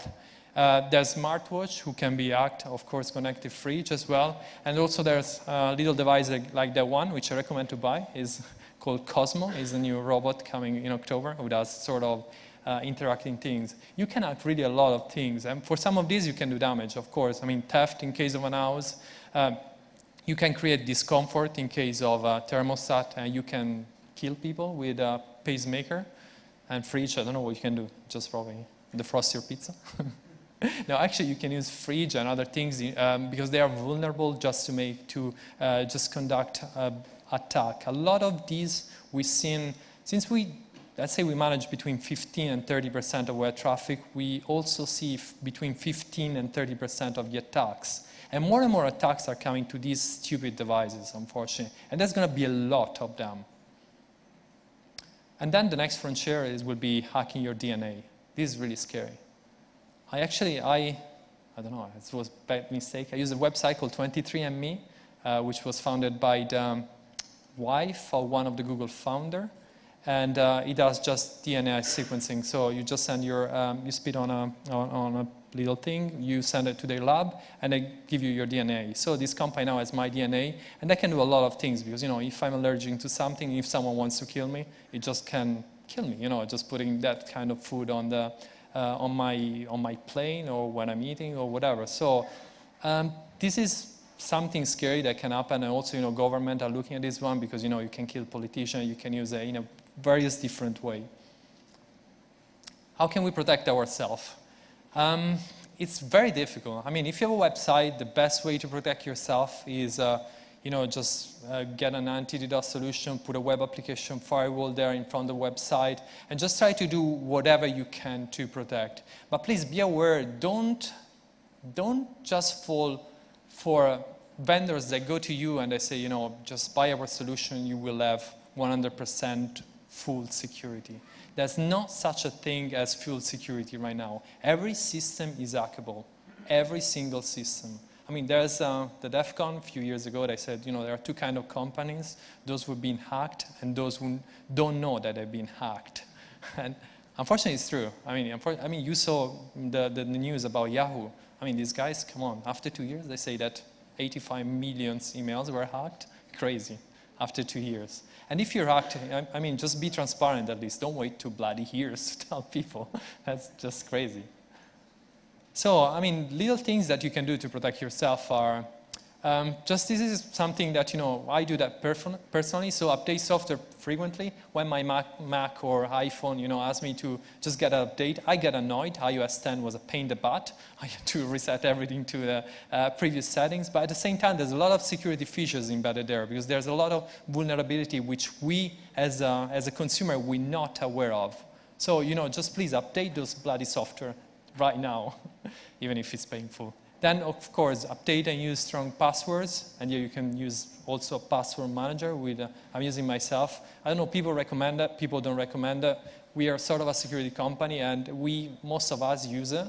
So, I don't know, something like LastPass or 1Password or whatever. They are free software, so just use it, because anyway, we'll add a layer of security to your digital life. Then encrypt your digital life as well. There's some free software, BitLocker or FileVault, according if you have a Mac or a PC. It's a bit of, now I'm being a little paranoid, but that can help. Use common sense with emails, watch out attachments. Social engineering is becoming smarter and smarter these days. Back up your data, because if someone, is gonna encrypt your bloody hard disk, God forbid that, you're gonna lose your data if you don't pay some bitcoins there. And then cover camera. You saw the image of actually Mark Zuckerberg, who not only had his camera cover, but also the microphone on his Mac. So be a little paranoid sometimes. Just put a post-it. Don't buy those things for $5 or €5. Just put a post-it. It's really easy. I always cover my camera. And then, think before you share on social networks. Social networks, they can see when you're not home. They can see when you're traveling abroad. They can see when you're doing things that you should not be doing. They can just get personal information. There's a scam now in Brazil who's going on for several years. We look at social networks for business people traveling there. So when you arrive at the airport, they put a sign saying Mr. Luca. And so you go there because you think it's the guy that you booked there. But actually this nice guy, they put you somewhere, just beat you up, he steals everything, and he leaves you on the road. That happens several times. And they use social networks to do these kind of things. So just be aware. Just look for your surroundings and just watch out. And that's it from if you want to ask me any question apart from now, you can find me on Twitter. That's my tweet. Thank you, and thank you very much for listening. It was a pleasure.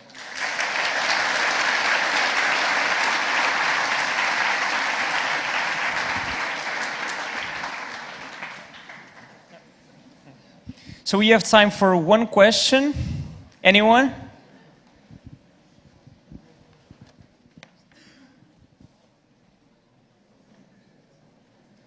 So, any question? Okay, I know what's in everyone's minds right now, so you can ask questions to Luca during the coffee break that starts now, and be back in 30 minutes.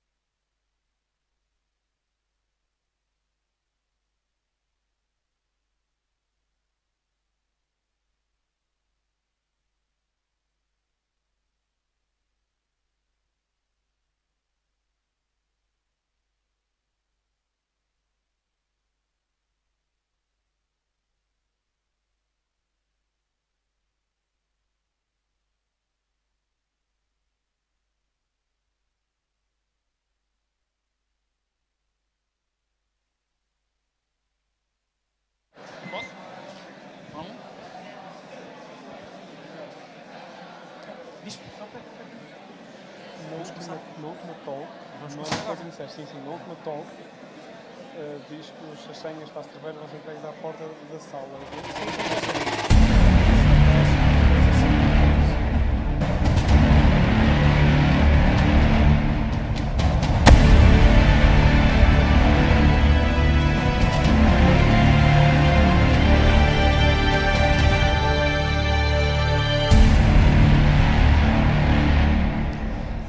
Hey, hi again. Welcome back. I hope you enjoyed your coffee break. And I hope you did take the time to network, because that's something very valuable you can take from this conference amongst yourselves and also the speakers. If you find the speakers in the lounge area, please poke them, speak with them. They probably will be alone here, so they will want to talk to you and raise your questions there. So now we will continue. And now for you, we're going to have Mr. Stefan Baumgartner. Okay, I hope this was my cool Austrian. And he is a web architect at Dynatrace, and he's going to talk to you about how we can break some barriers that we have right now on web development between UX and UI and the development itself. So, everyone, please give a hand to Stefan.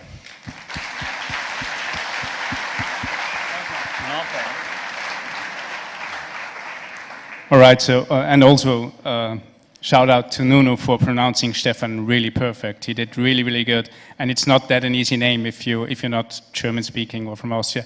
So yeah, hola, Porto.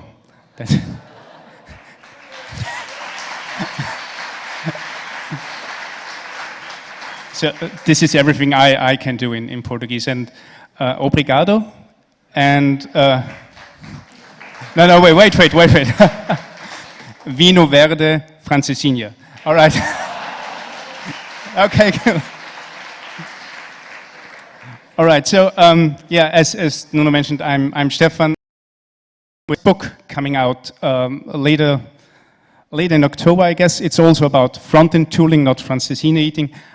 It's about Gulp, Boa, and Yeoman. If you know those tools or want to know them, that's a nice book to check out. And remind me later when we are finished, I have one free digital copy for you in the audience, and we just have to find a way how to deliver it to you.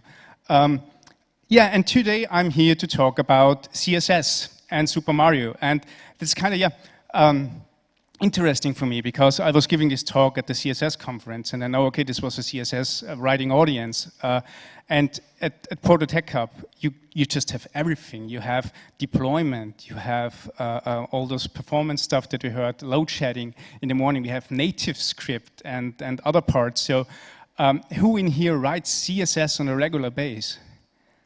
Oh, quite a few, that's great. I try to who in here has never written a single line of CSS? Let's do it this way. Okay. So if you hear me talking about CSS, most of you know what I'm talking about. The other ones you get to see Super Mario images, which is great. So I also talk about Super Mario Brothers today, and especially about this article, The Long Shadow of Super Mario Brothers, which, you know, Super Mario Bros. Is a great game, but what I find even greater is the story how Super Mario Bros. Got developed in the first place, how the developers and designers and musicians worked together to create this game, because the game is now about more than 30 years old, but everybody in here surely knows how the tune is going, how the visuals look, how the gameplay feels. And Paulo, who is after me, and I just were outside and were playing an emulated version on a mobile phone, which is just crazy. Also, an interesting fact is that the original Super Mario Bros. Was about 40 kilobytes in size, and that's less than the current minified version of Bootstrap's JavaScript. So a complete game with mushrooms and plumbers versus drop-downs and buttons. So, as I said, that's an engineering story, and a wonderful engineering story, and that's the original engineering team back from the 80s, and also quite interesting story to hear about Koji Kondo over there, who made the music for Super Mario Brothers, and he can talk hours about how he was restricted by by fitting the music from Super Mario Brothers to the CPU cycles from the Nintendo Entertainment System. So they're totally in tune, and when you play the game, after a few rounds you can play it blindly without looking at the screen because the music guides you through the levels. That's quite interesting. But I want to focus on two guys today, and those two guys are Shigeru Miyamoto and Toshihiko Nakago. And I'm totally suck at pronouncing Japanese names. I'm definitely not as good as Nuno was with pronouncing Austrian names. Shigeru Miyamoto was the game designer. He designed Super Mario, he designed the levels, he designed the whole world, everything that you know so well and has become pop culture was from Shigeru Miyamoto. So he's the star everybody knows.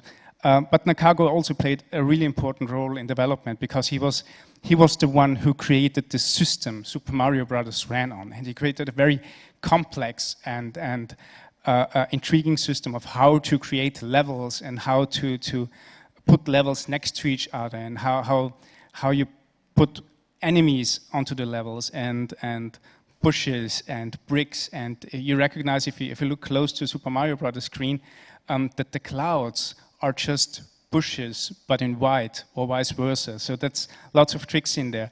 But the one thing that's important here is that even though the system itself was complex, Shigeru Miyamoto, when designing the game, didn't feel anything from that. He just could design like he wanted to. Totally up to him how the levels should be. Even at one point he said, I could insert anything into a level and Nakago's system would do at least something with it.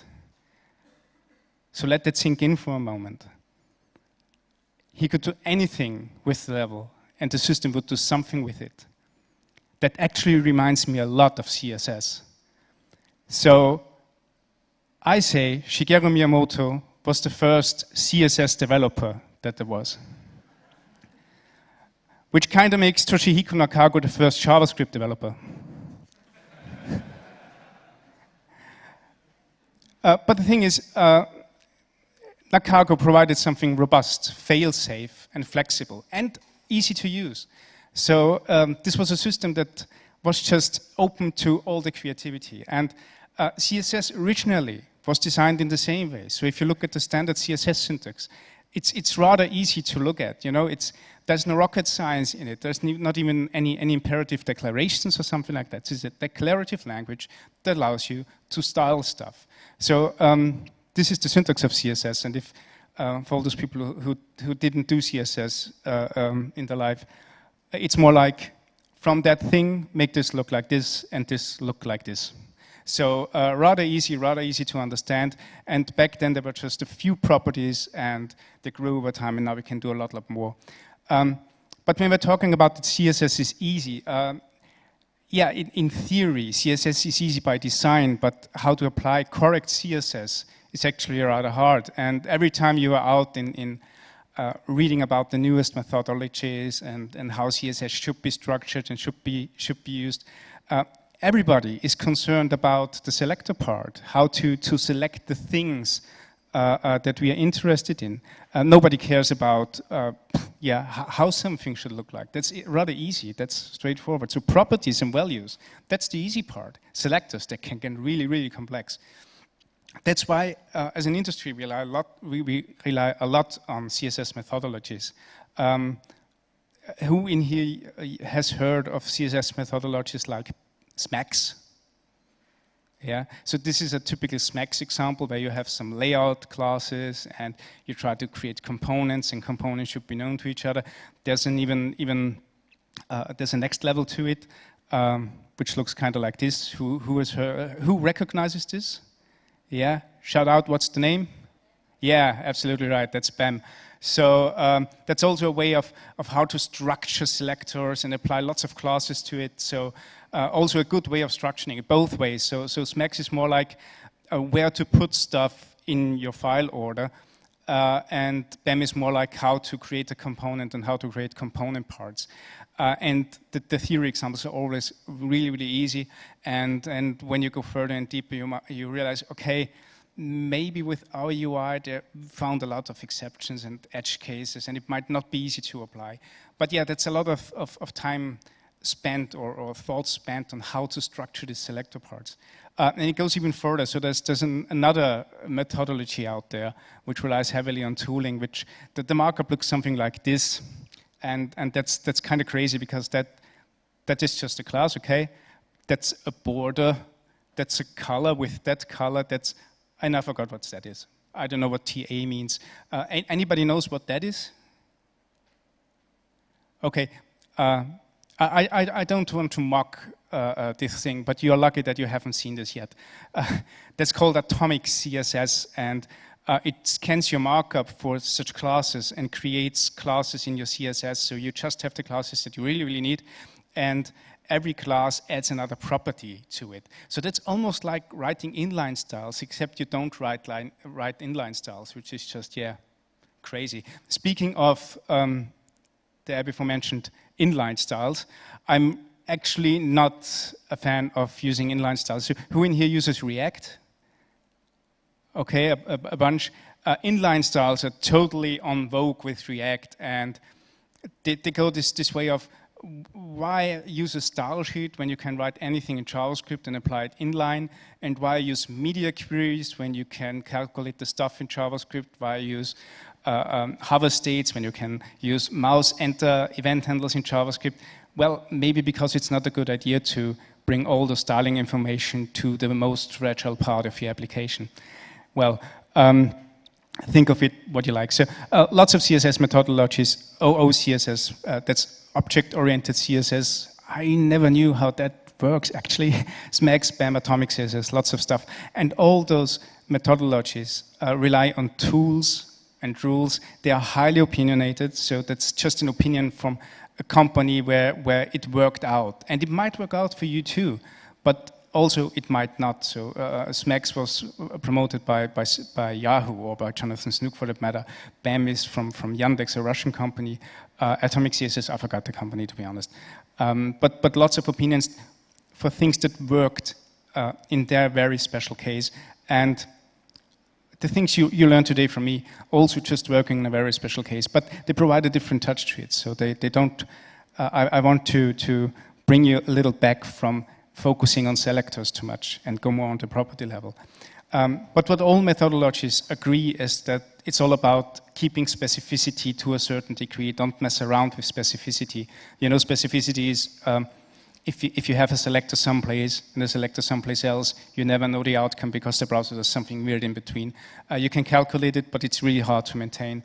Those methodologies, you know, either keep the specificity really, really low, like BAM and Atomic, or really, really high, like inline style. So inline style just says, okay, I don't allow any style because I'm the last one to be applied, and BAM and Atomic go more like, okay, I'm the first one to be applied, so everything that comes afterwards, it's just happy with me being in there.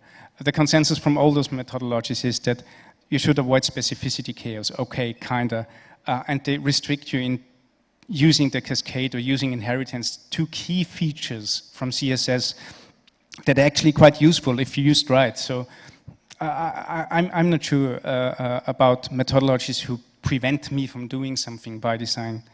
And I call them sometimes sledgehammer methods or brute force methods, which means like do it this way and no other way and restrict to everything else.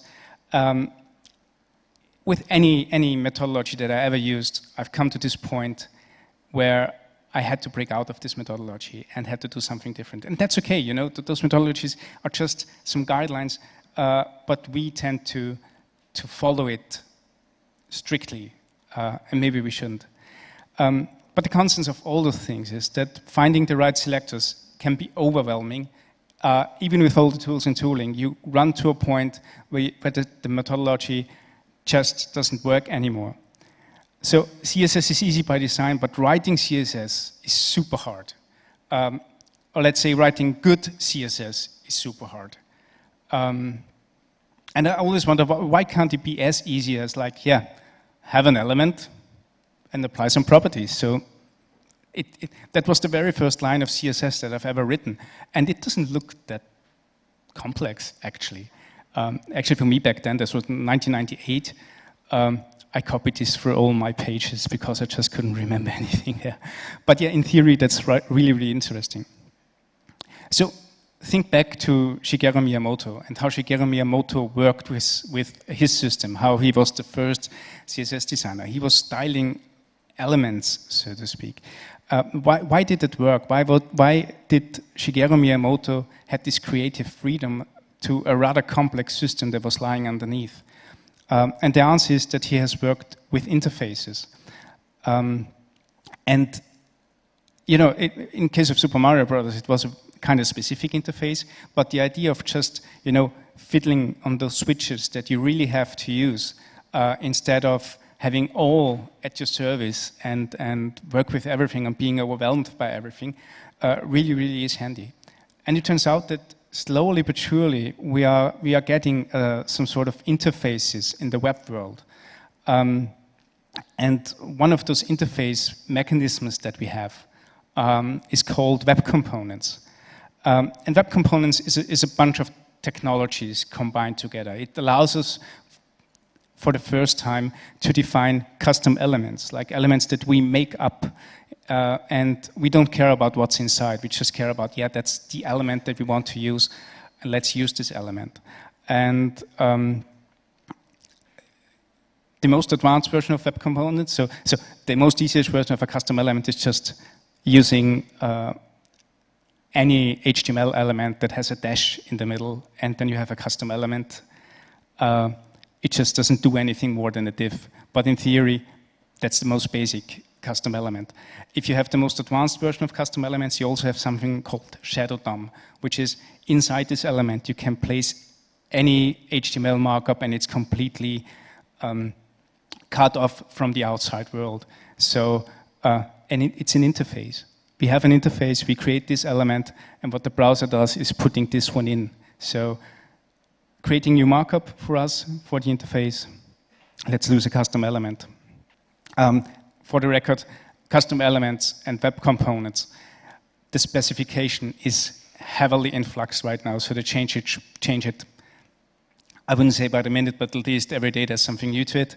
And it's really, really hard to follow the specification, and if I would do a talk, I could be sure that on the very next day, it should be different. So what I'm doing here, I'm going to show you Polymer code. Polymer, for that reason, is not only a good polyfill for web components, but it's also an abstraction to that interface. So it's an interface for the interface, which is actually kind of nice. So yeah, we can structure elements by using a web component or using a custom element. We just create this element, and in JavaScript you tell it, this is the content that should be displayed. If you want to interact with this component, we have JavaScript to it. So we can use JavaScript and events.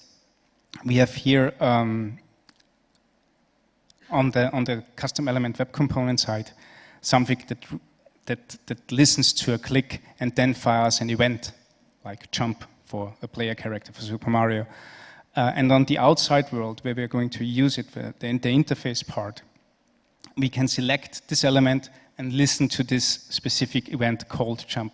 So that's quite nice. But the big question for today is, and how do we style this stuff? So if that's the elements that we have in our web component, how can we style it from the outside?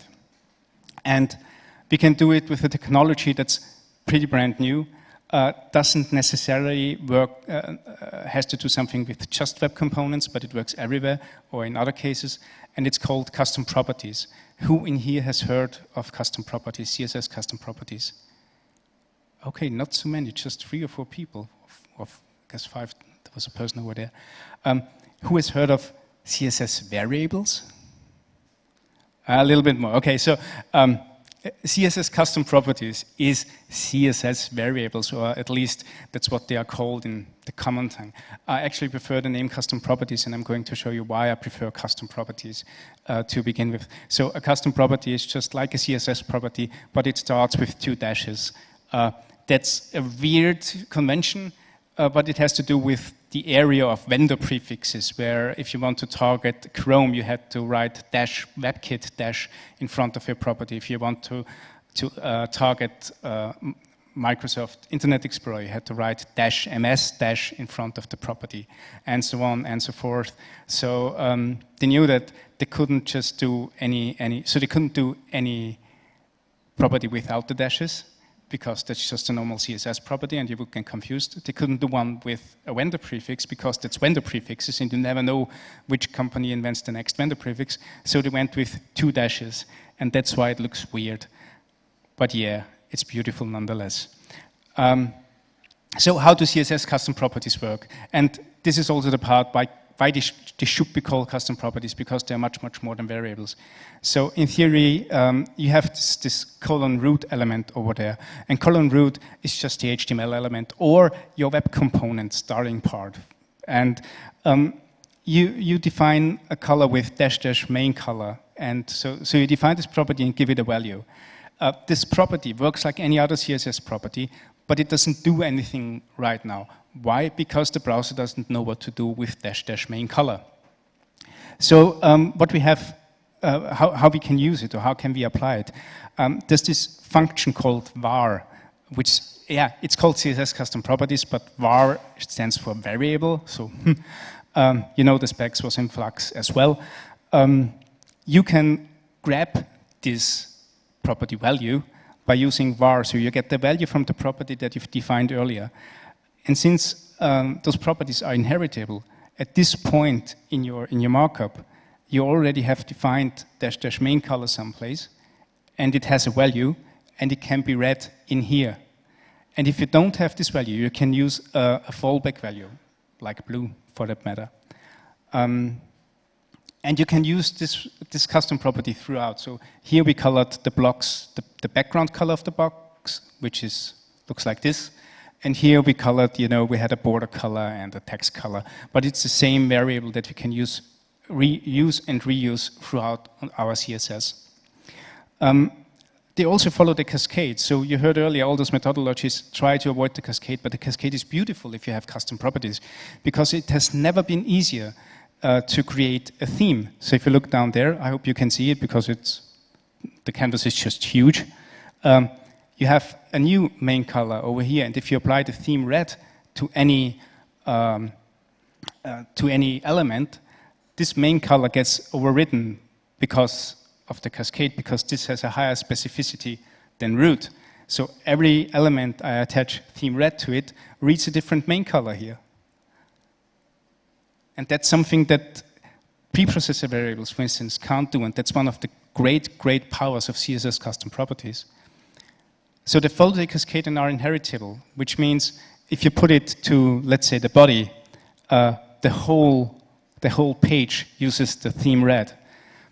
But you also can just apply it to one element, and just this one element has this theme red attached to it.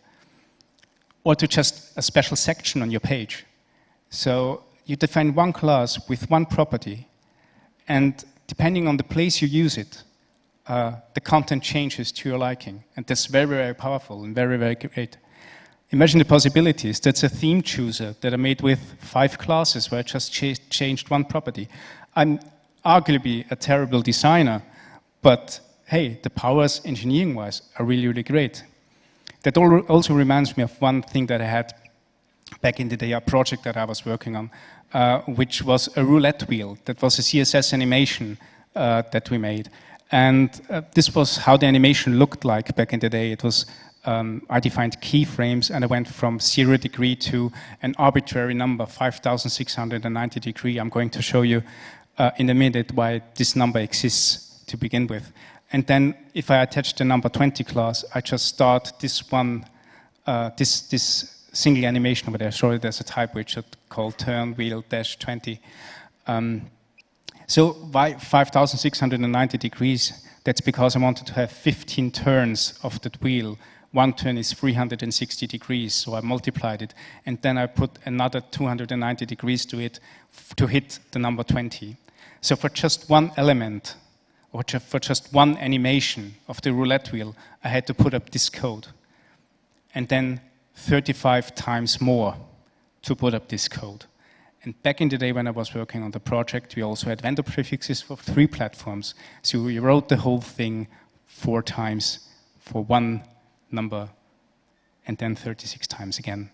And in case you didn't know, the numbers of the roulette wheel, they add up to 666.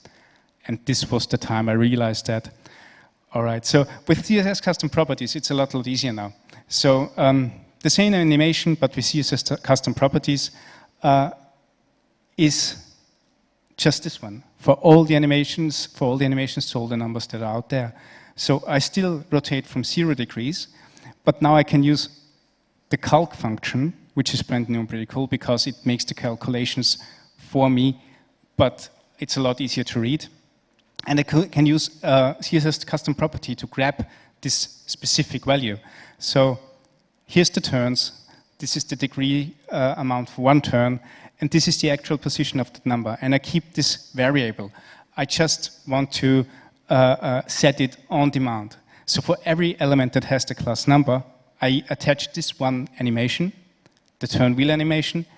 And just when I add the number 20 class, I set the degree value I want to go with. And that's a lot easier to maintain. So instead of creating all those animations and have to replacing all those animations when I'm changing the wheel or changing the places of the numbers, I just have to work with those classes. So the animation is finished at one place.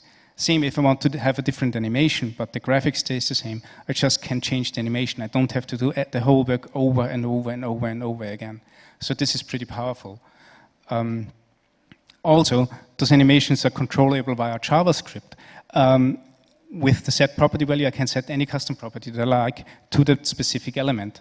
And the great thing about that is, not only is it controllable via JavaScript, but it also passes the DOM. So there's no DOM manipulation, which is costly.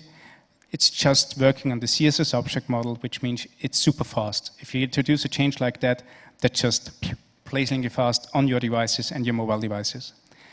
But it also helps with simple stuff. So later on, when we did all those animation stuff and tried out new things, we realized those are really handy if you just want to create buttons and links. So those are a lot of links, or link declarations, a standard link, and you have active focus and hover state, and you have the visited state, pretty nice. And then you create a button that should be applied to links. So a button class that should be applied to links. And you change the text color over here. And the button has some background colors.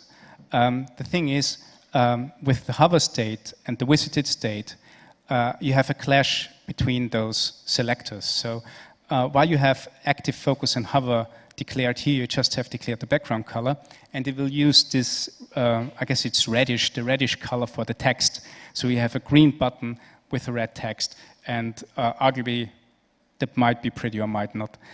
You wanted to have the white color from up there in this particular place. So what you could do is like repeating yourself and adding those color to these properties as well. But we don't want to repeat ourselves. We want to keep our CSS neat and tidy and just want to change a property once. So what we could do is introducing custom properties. So instead of overriding all those selectors and copying the same property again and again, I just define a text color and a focus color up there and reuse this property in my links. And have, of course, a fallback value that I had earlier on as well. I could go even further, so I have the text color now defined here. I could also define the background color in here. So the background color is also now a CSS custom property. And I end up in just designing one class with lots of custom properties. And the class doesn't care about what's underneath in terms of states and architecture. It just sets those values, and the rest knows what to do with it. And that actually looks like an interface to me. So instead of having lots of repetition and lots of styling problems and lots of selector chaos, I have one clear selector, an interface, and the rest is done through the architecture that's underneath. So as said, that looks like an interface. That's the interface that we have to style custom elements and web components. Let's have a short chat about compatibility, because custom properties are brand new. They are now supported everywhere except Microsoft Edge. So we are now in, yeah. I hear you laughing. I've been in this place.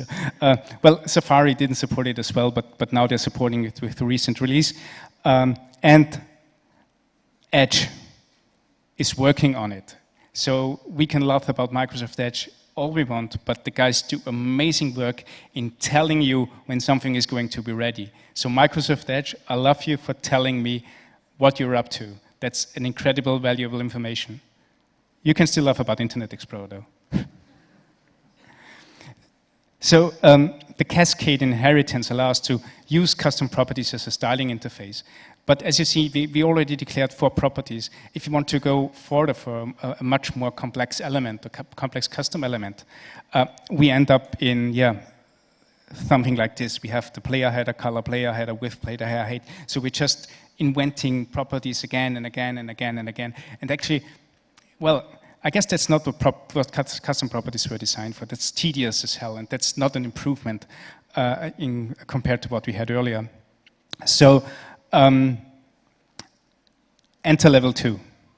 There's now a new draft for custom properties that brings custom properties to the next level, and that's even more earlier than custom properties themselves, but it's great to use.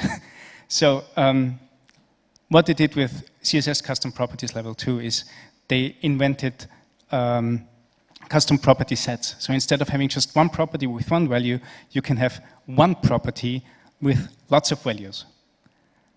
And you can apply them with the @apply rule anywhere you like. So to the example that we had earlier on, without apply, we have this mess. With apply, everything is neat and tidy. So who in here uses CSS preprocessors like Sass and Less? Okay, quite a bunch. So this custom property set thing is like mixins, like inheritable cascading mixins that browsers understand and browsers can use. And the cool thing is you can even use custom properties in your custom properties. That's amazing. So define a head color and apply it where you like over there. But what's even better is that you have a transparent, resilient interface. So we have this declaration of custom properties and custom elements. It almost looks like JSON. And you can apply it to, let's say, some divs that have BAM classes over there. Or you change your markup to empty divs and go for those selectors in your custom element. Or you can even use a canvas element and access the properties via JavaScript and draw something in pixels there. So no matter what technology or markup or methodology is underneath, you have a way to style it in one place, and the one way you style it never changes. That's just this interface where you can be creative as you like, and the engineers on the markup side do with it as they see fit.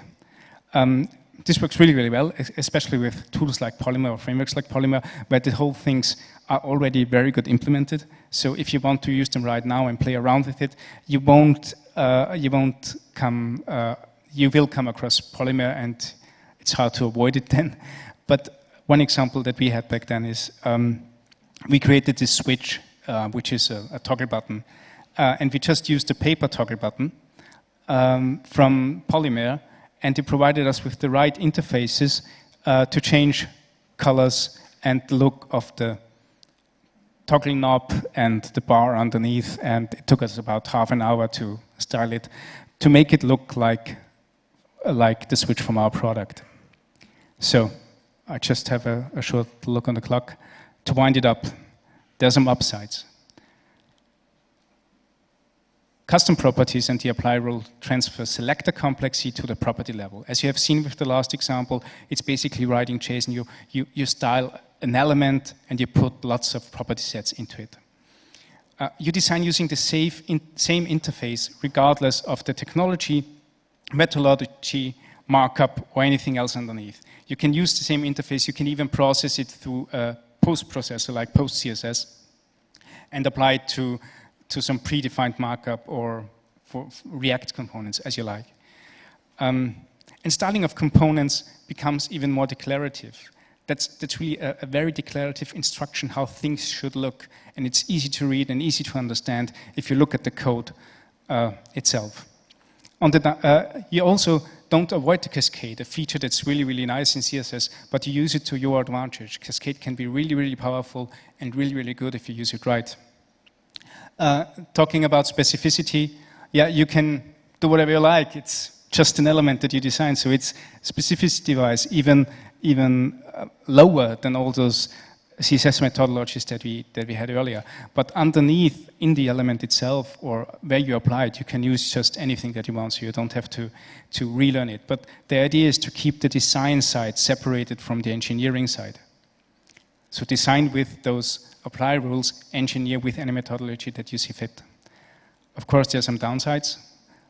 First of all, this approach needs some documentation. If you don't know what dash dash player header should do, or that you can use it for that matter, then you won't be able to design it. So people are led to document their code, which I heard is a good thing. Right now you need JavaScript polyfills if you want to have it cross-browser. The apply rule is actually implemented in Chrome. No other browser yet, but I'm sure it will come. So the apply rule needs some time to land. It's pretty good polyfilled in Polymer and works really, really well with Polymer. And also, as said, the disclaimer, this is also not the one solution for your CSS problems, but this one solution that might help you designing without thinking about the technology this lands on. So love your designers, provide them an interface where they just can use anything they like and make it as easy for them, and you will become as great as Shigeru Miyamoto and Toshihiko Nakago. And arguably as cool. All right, so that's it from my side. I guess we have a few more minutes left for questions. And we have to find a way how I can give you my book. So let's do the mix switch. I guess let's make it easy. Just hit me up on Twitter with your fondest Super Mario memory. Yeah, let's do that. And the one that I can share because I had the same memory gets the book. Is that okay? Just come up with that. Any questions?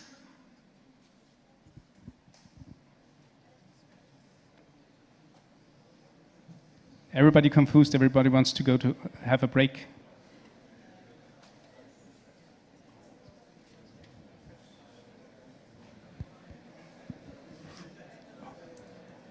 Right. Yeah, it looks like it. So there's another idea of how you can ask me questions. Go to the beer party tonight. I'll be there. And beer will be there. So, hey.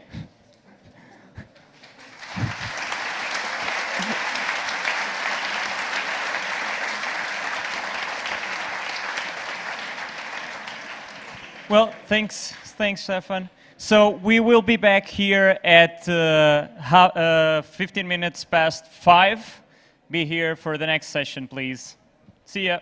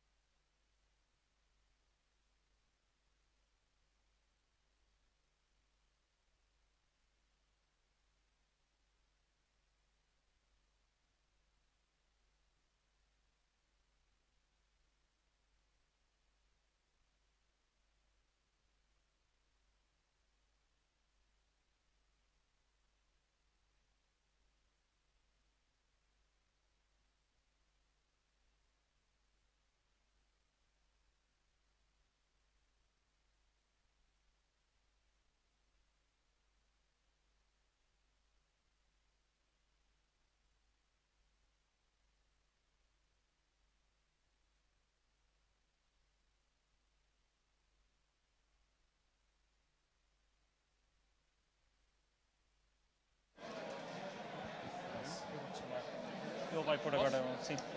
O vídeo e depois eu chamo. Ok. Depois perguntas no fim. Yes.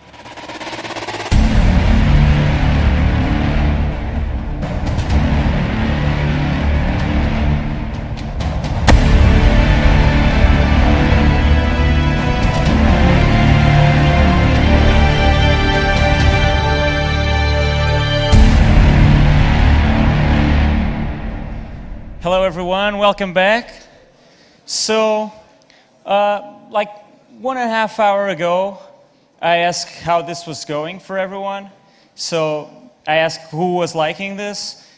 Now I have a different question. Who is not enjoying this conference? Raise your hand. Not enjoying it at all? No, I'm enjoying it. So, that's a good one. Now I have a different question. Who here likes beer? That's a good one. Okay, cool.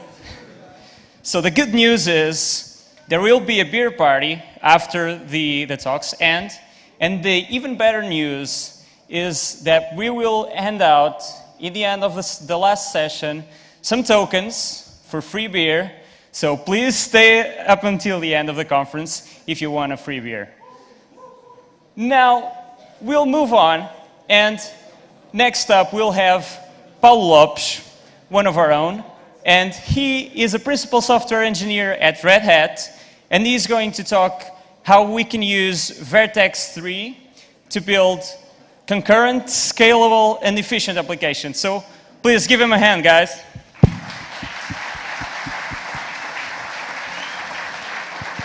Thank you. Thank you, everyone. We're just waiting for some last-minute updates. So, thank you. I think just a second. Where's the mouse? Okay. No, so back here, and this. Okay. So. Now this is a bit tricky because I have to use a microphone and also the thing to control my presentation. So, hello everyone, my name is Paulo and I'm a software engineer, principal software engineer at Red Hat, and I am a core developer and committer for the Vertex project. And in the next 40 minutes, I'll be guiding you on the quest of building high-performance server applications. You've seen lots of stuff here on the client side, and I'm going to be talking more on the server side. So, in our daily jobs or private projects, there's always this need for building scalable, distributed, low latency applications. But where do you start? In this talk, what I'm going to do, I'm going to talk about modern reactive applications, or microservices, if you like.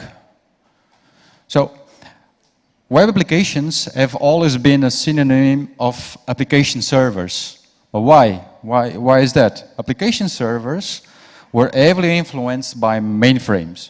Internet service would be big iron, therefore they would be really, really expensive, and it would be natural to co-host your applications because of the costs.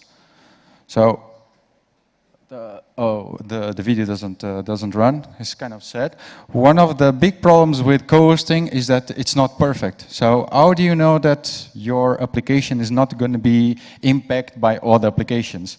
So if I quickly go here and see if this works. No, this is not. Nope. I have no idea. Okay, then doesn't matter. It's kind of bad because it was a really nice animation of that we should really see it because I find it quite interesting. So if I go here and ask, how do you reload? Can you see the reload button? How do you do the reload button on the Mac?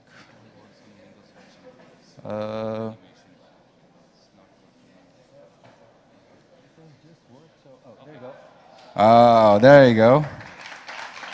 So, the problem with co-hosting is that imagine each box of this, your Kitty is your application, and you never know when someone else is going to mess with your box. And that's not something that you want. So application servers have been around since 1999, and that was the same year that the Java 2 EE spec was launched. And 1999 is a very interesting year. What application servers gave us was that they would give us a threading model. They will ensure security of our application, transaction management, and they would allow us to do load balancing. But at what cost? My talk is not going to be about application servers because everyone already has worked with application servers. It's going to be about Vertex. And Vertex is a reactive framework. A reactive framework, it's a framework built on the reactive paradigm where everything works around data flows. So in this diagram, I can explain what a reactive application is. And basically, it follows on 4 pillars. An application needs to be responsive. And I'm just going to read the slide because it would be easier to me than trying to say it out of my head. So it means that the system responds in a timely manner if at all possible. Responsiveness is the cornerstone of usability and utility, but more than that, responsiveness means that problems might be detected quickly and dealt with effectively. It also builds on top of resilience, and by resilient, a system stays responsive in the face of a failure, and this applies not only to high available mission-critical systems. Any system that is not resilient will be unresponsive after a failure. The third point is that the system must be elastic, and that means that the system stays responsive under a varying workload, and reactive systems can react to changes in the input rate by increasing or decreasing the resources allocated to service these inputs. And last point is that a reactive application should be message-driven. Reactive systems rely on asynchronous message passing to establish a boundary between components that ensures loose coupling, isolation, and location transparency. This boundary also provides the means to delegate failures as message. Well, the talk is about Vertex, as I said, so let's go back. Vertex is an application, and I can define this toolkit in this library in 5 words. We say that Vertex is a toolkit, so by that we mean that Vertex is just a Java library, if you wish. It is unopinionated, it does exactly what you want it to do. So like this would be a full working example how to make a web server that replies hello from Vertex. There are no magic annotations or anything, so everything you wanted to do, you need to do it manually. So you say Vertex create HTTP server, it uses the defaults, and on every request I'm going to use a request handler that gets the response object, puts a content, and ends the request with hello from Vertex. And you say that it should listen on port 8080. It is reactive, and by reactive, we follow the 4 points that I just said before. And I went quite fast on those points, mostly because I think once I start showing you more and more, they become more clear what they mean. So in this example, I'm doing a database query. I think everyone can understand what's going on. So I'm asking to do a select star from emp, something that we all learn or seen once in our lives. But the big difference here is that you don't get a response right away from your method call, but you need to pass a handler. And this handler, it's what's there at response. And then we can see if response succeeded, then we get the result set and do something with it. If it failed, then we need to handle it differently. And above all, Vertex is polyglot. I've been saying about all these examples in Java, but you don't have to use Java. If you basically any language that can run on JVM can be used with Vertex. In this case, I can use the exact same API using Ruby, but I could use JavaScript, Python, Groovy, Ceylon, Scala, almost Clojure. Someone's working on a part of Clojure. So pretty much any language that you can use on JVM, you can use it. The interesting part of being polyglot is that if Java is not the best language for the problem, to solve your problem. You can always choose something better. And the final point that I use to describe Vertex, that's a distributed framework. So Vertex has the concept of event bus. On an event bus, we can send messages around. This event bus is so simple that we can scale it across a cluster. But I'll go in more detail later. So the question now is, why are we still living on this synchronous world? Why aren't we on the reactive world? Why are we still using threads all over? Well, the reason is that threads are easy to model, easy to understand. If you are a developer, you see the flow, while if you are using the reactive world, you need to adapt your mentality to the callback. However, the enterprise scale is not web scale. Enterprise scale was something that we inherit from the time of the mainframes and the threading model, but we live on the time of web scale. So where we don't want to buy big mainframes, we just want to use virtual machines, commodity hardware. So Vertex will fit better the solution there. So how does Vertex scale? That's like the million-dollar question now. So the answer is that the reactor pattern. So the reactor pattern is just one single thread that we call the event loop. And this event loop is just a thread that keeps spinning and receives work from the left and delegates to handlers, which are functions that you need to implement. The handlers are always called in the same thread because it's a single thread. So the very important part here to remember is that because it's just a single thread, you can never block these handlers. So everything needs to be asynchronous. So basically, if you need to see how it works in real life, it's more or less like this. So we have like the event loop constantly spinning, getting work done, getting more work done, and it never stops. Keep spinning, like that. So if you have to make a diagram, imagine that these little circles are messages, files, HTTP requests, anything that you can model as an object if you are using object-oriented program. And the event loop will get that, find the right handler, pass it there. The handler is a function that you have. You implement, it does something with that message, and once it's complete, you can say, okay, it's terminated, or if it needs to be further processed, it puts it back in the event loop, and we get back. So even if there's lots and lots of load, the event loop never stops, and you can keep everything flowing. So that's the big advantage. But there's one thing that I need to keep straight here. Like I'm saying there's one event loop, but that's not true. In Vertex, we try to use the maximum CPU capacity of our machines. So what we're doing is that we will have one event loop per CPU core. So probably in this laptop, I guess there will be 8 event loops running.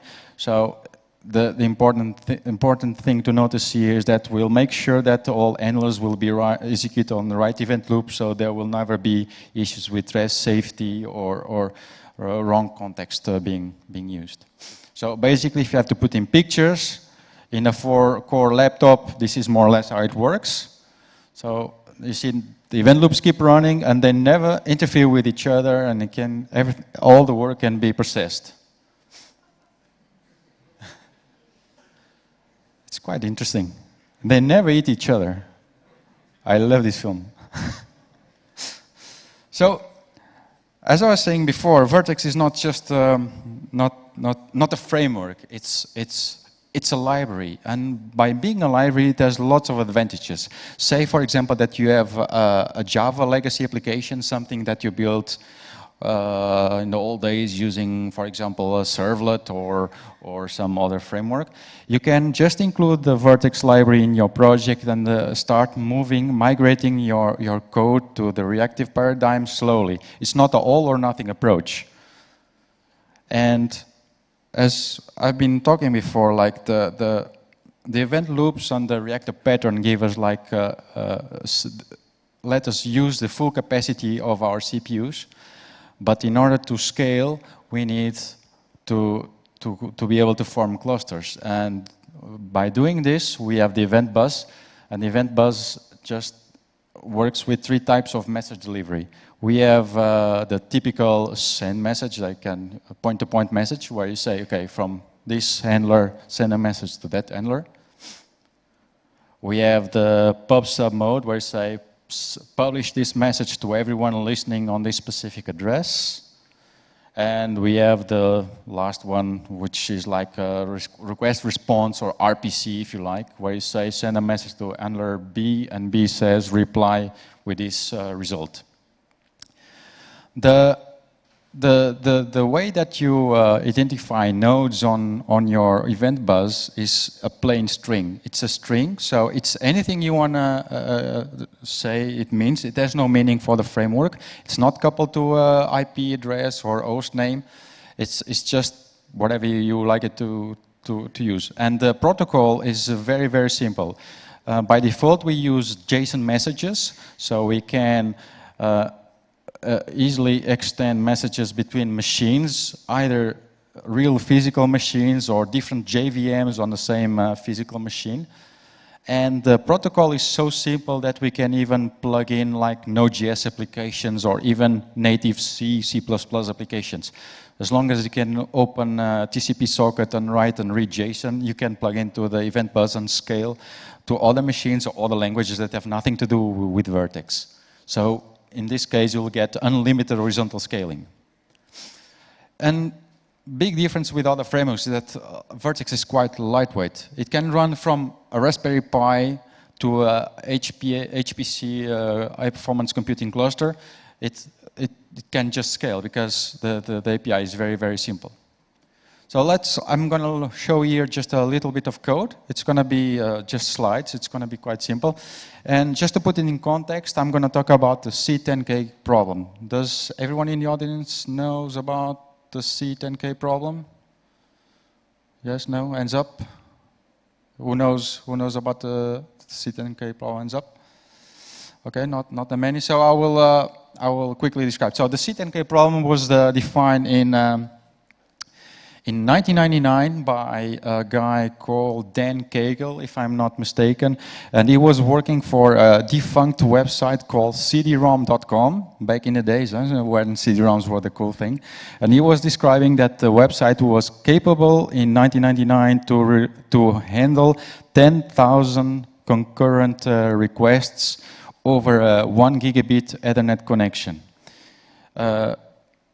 Also in 1999, Intel released the Intel Xeon CPU family. And well, I tried to look up on eBay for such a machine to make some experiments, but they are quite expensive because they don't make those anymore. But after digging a bit more, I found out that the first Xeon CPU power was somehow related to the power you can get on a Raspberry Pi.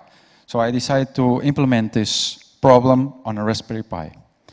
So I'm going to show now some code. But the difference here is that I will do a small variation of the problem. Instead of handling 10,000 HTTP requests in parallel, which is kind of hard to simulate, I'm going to handle 10,000 WebSockets.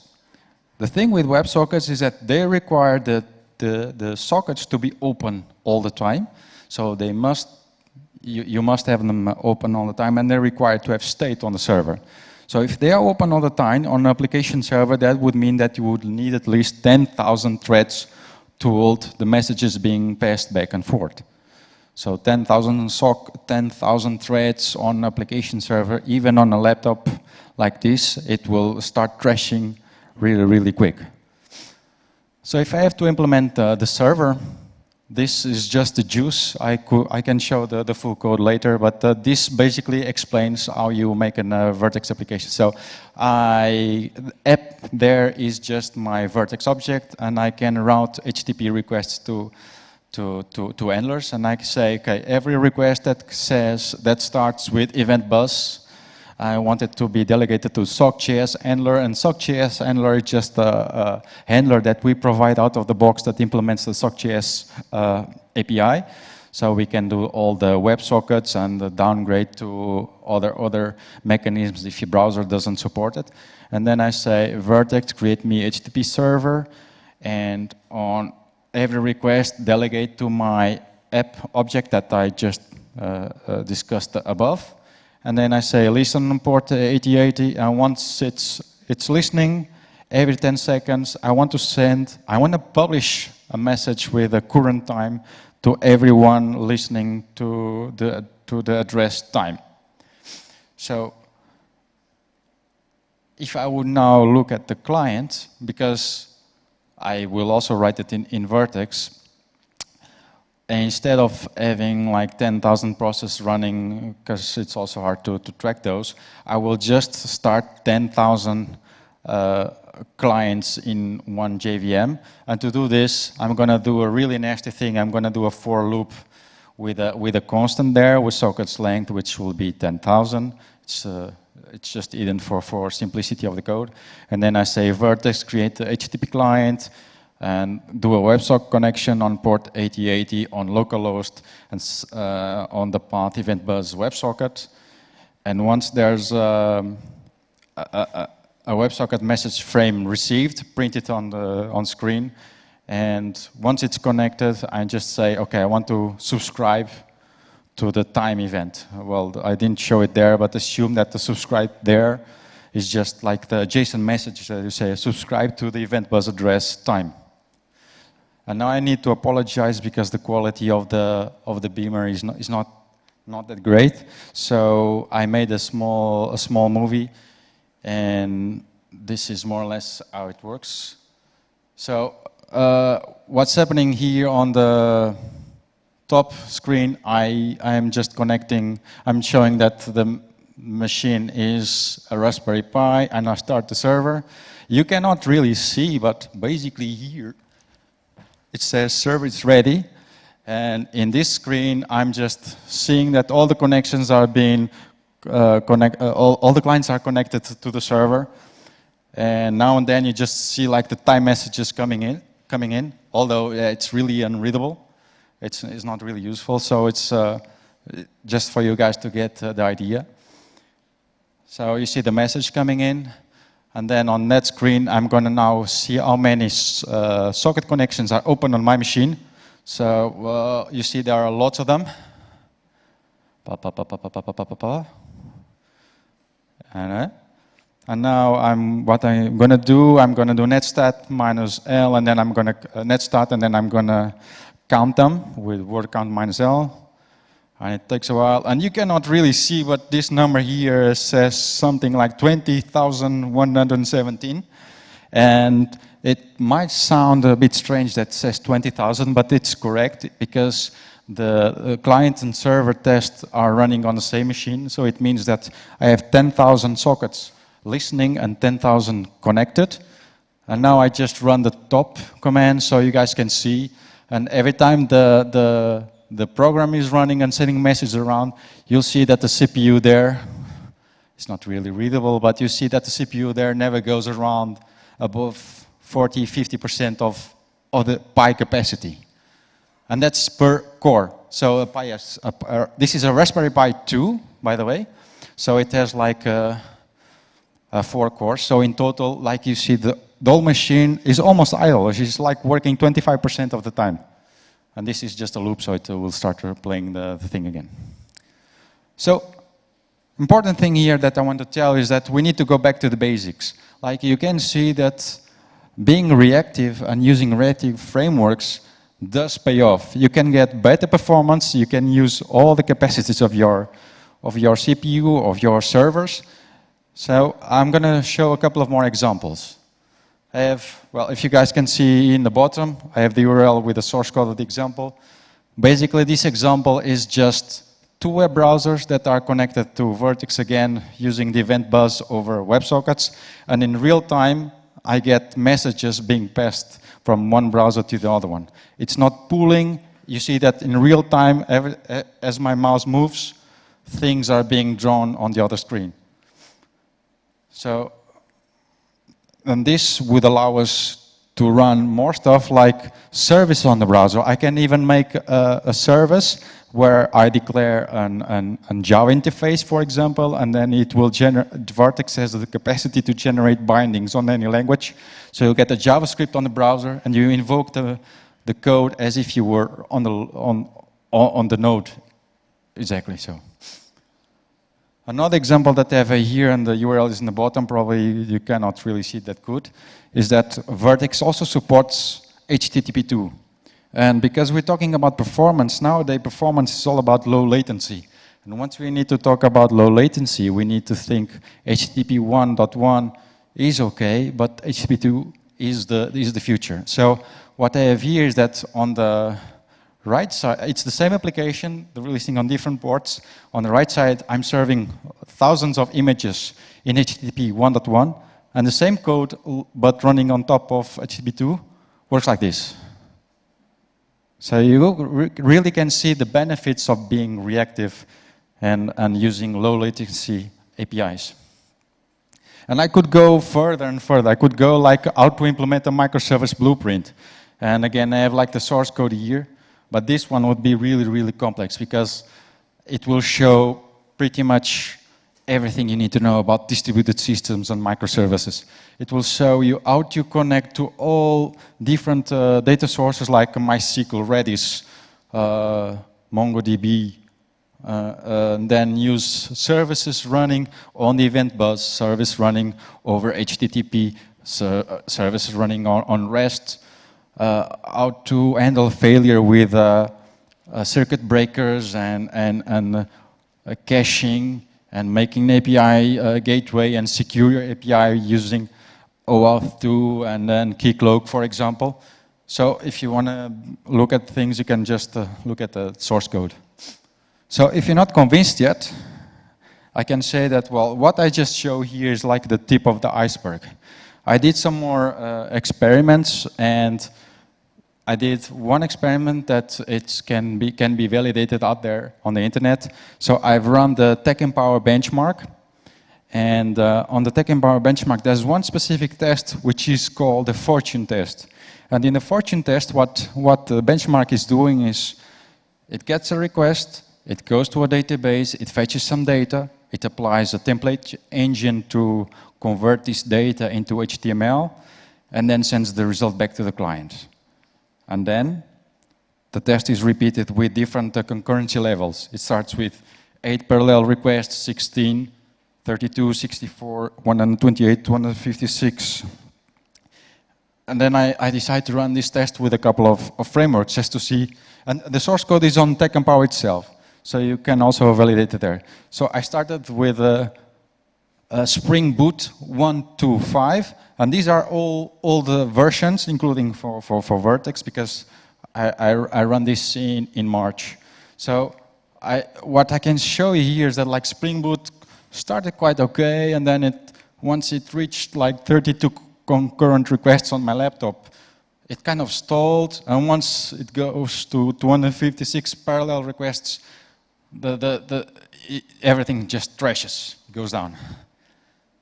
And then I decided to run exactly the same benchmark with Wildfly 901, and this is a different approach. It's instead of Spring is Java EE, and you see like okay, it's worse than Spring, but it can handle the load way better in the end because the line stays straight.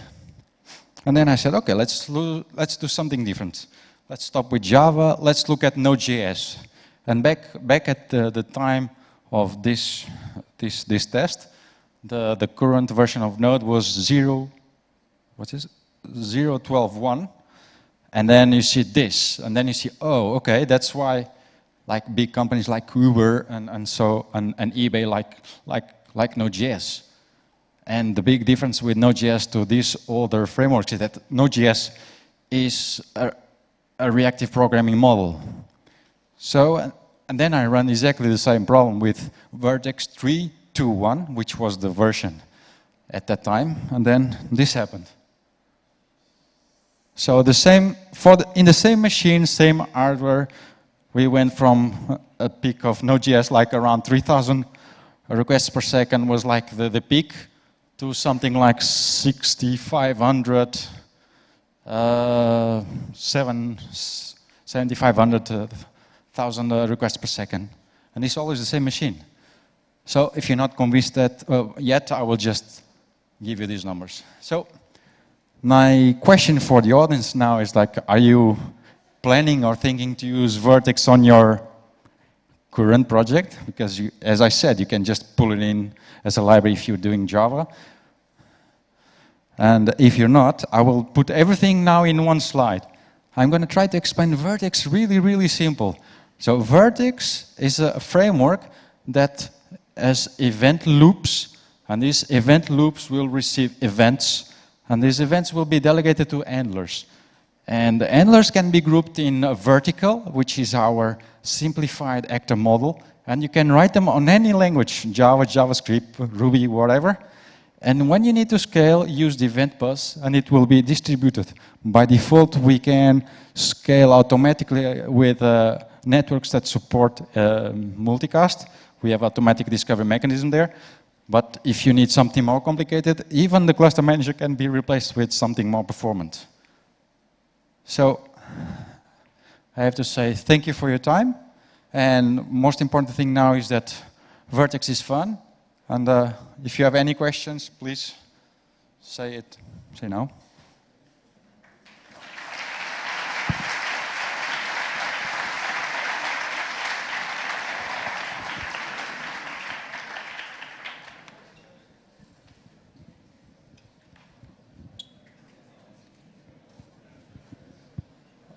Now, I think there are no questions.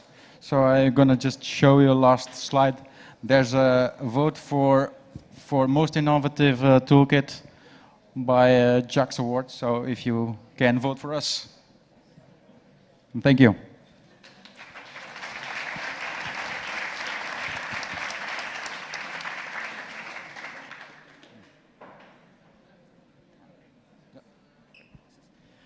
Hey guys, so we will have still one more session. It will start at 6:15.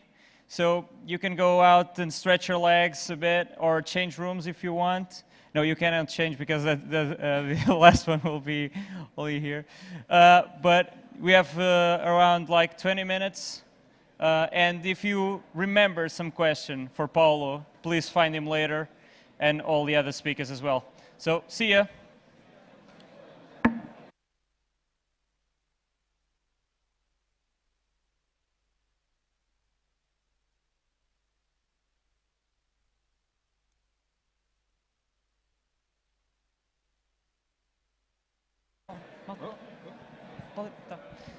Hey guys, so just a second. There was an issue with a motorbike that was parked on that side of the building that was blocking the exit of a car. If you own a black motorbike that's parked that way, please go there and check if the car can leave. Thank you.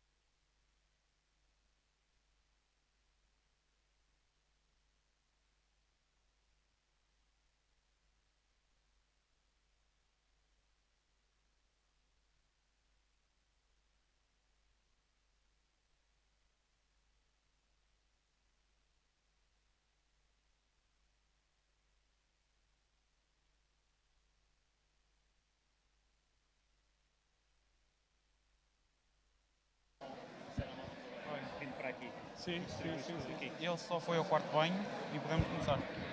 Sim, mas ainda falta. Faltam 5, 4 minutos. Ok?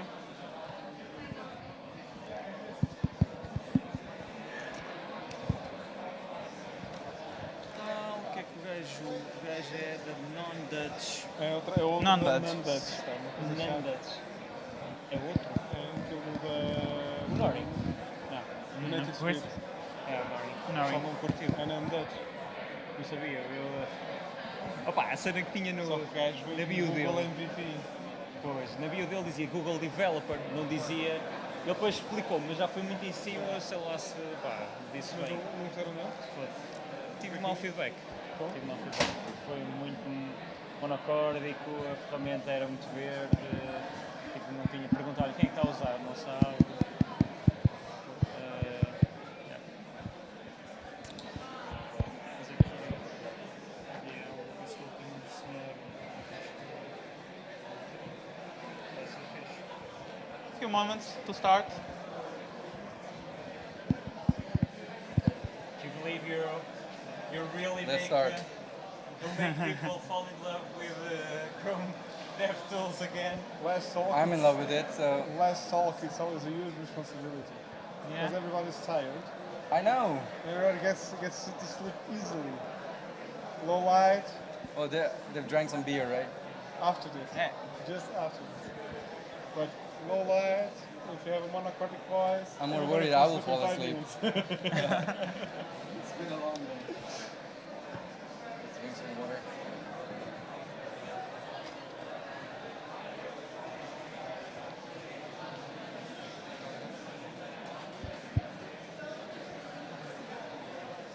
Is there any time? Alguns minutos. Esta vai ser. Está cheio.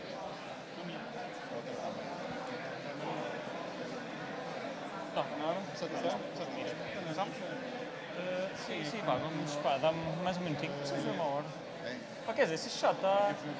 Isso já está cheio, agora é fazer Pá, o setinhas gajo de olha, disse- as portas já estão a fechar. O gajo disse, pá, siga só. Ok, pode? Prashant Palihe. That's correct. Palihe. Yeah. Palihe. Cool.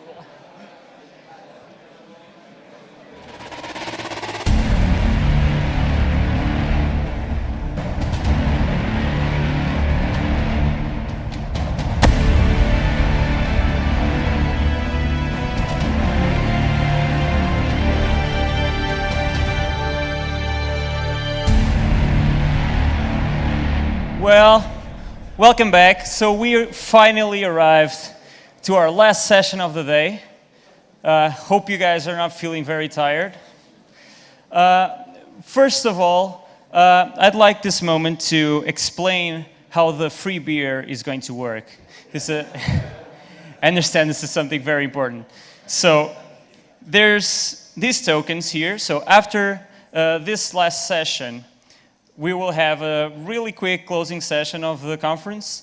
After the closing session, for those who remain seated, we will hand out these papers, which each one will give you a free beer, in the 2 doors out of this room. Okay? So please remain until the end of the conference. Another thing. As we're arriving to the last talk, I think it's important to recognize that this conference is only possible because dozens of people from volunteers and the organization gave up their free time to make this possible. I think the volunteers deserve a round of applause for making this possible.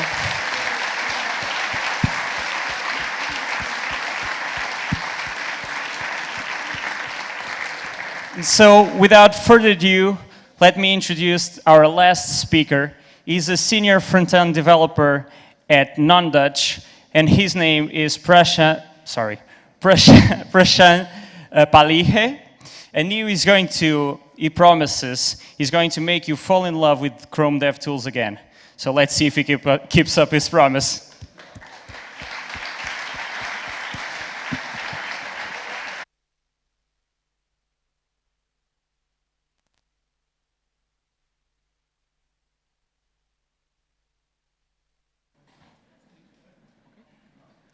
Boa tarde, everyone. Everyone hear me loud and clear? So, I hope you guys are still alive and kicking because it's been a long day, right? But for me, it's been great to be back in Porto because my adventure of talking in front of the crowd, talking about things that I love and sharing knowledge started not too long ago in this beautiful city of Porto, where I also talked about Chrome DevTools. So it's great to be back where it kind of all started. But that's not what we're here to talk about, right? We're here to talk about Chrome DevTools. By the raise of hands, how many of you guys are using Chrome and DevTools? Awesome, that's what I like to see, yeah.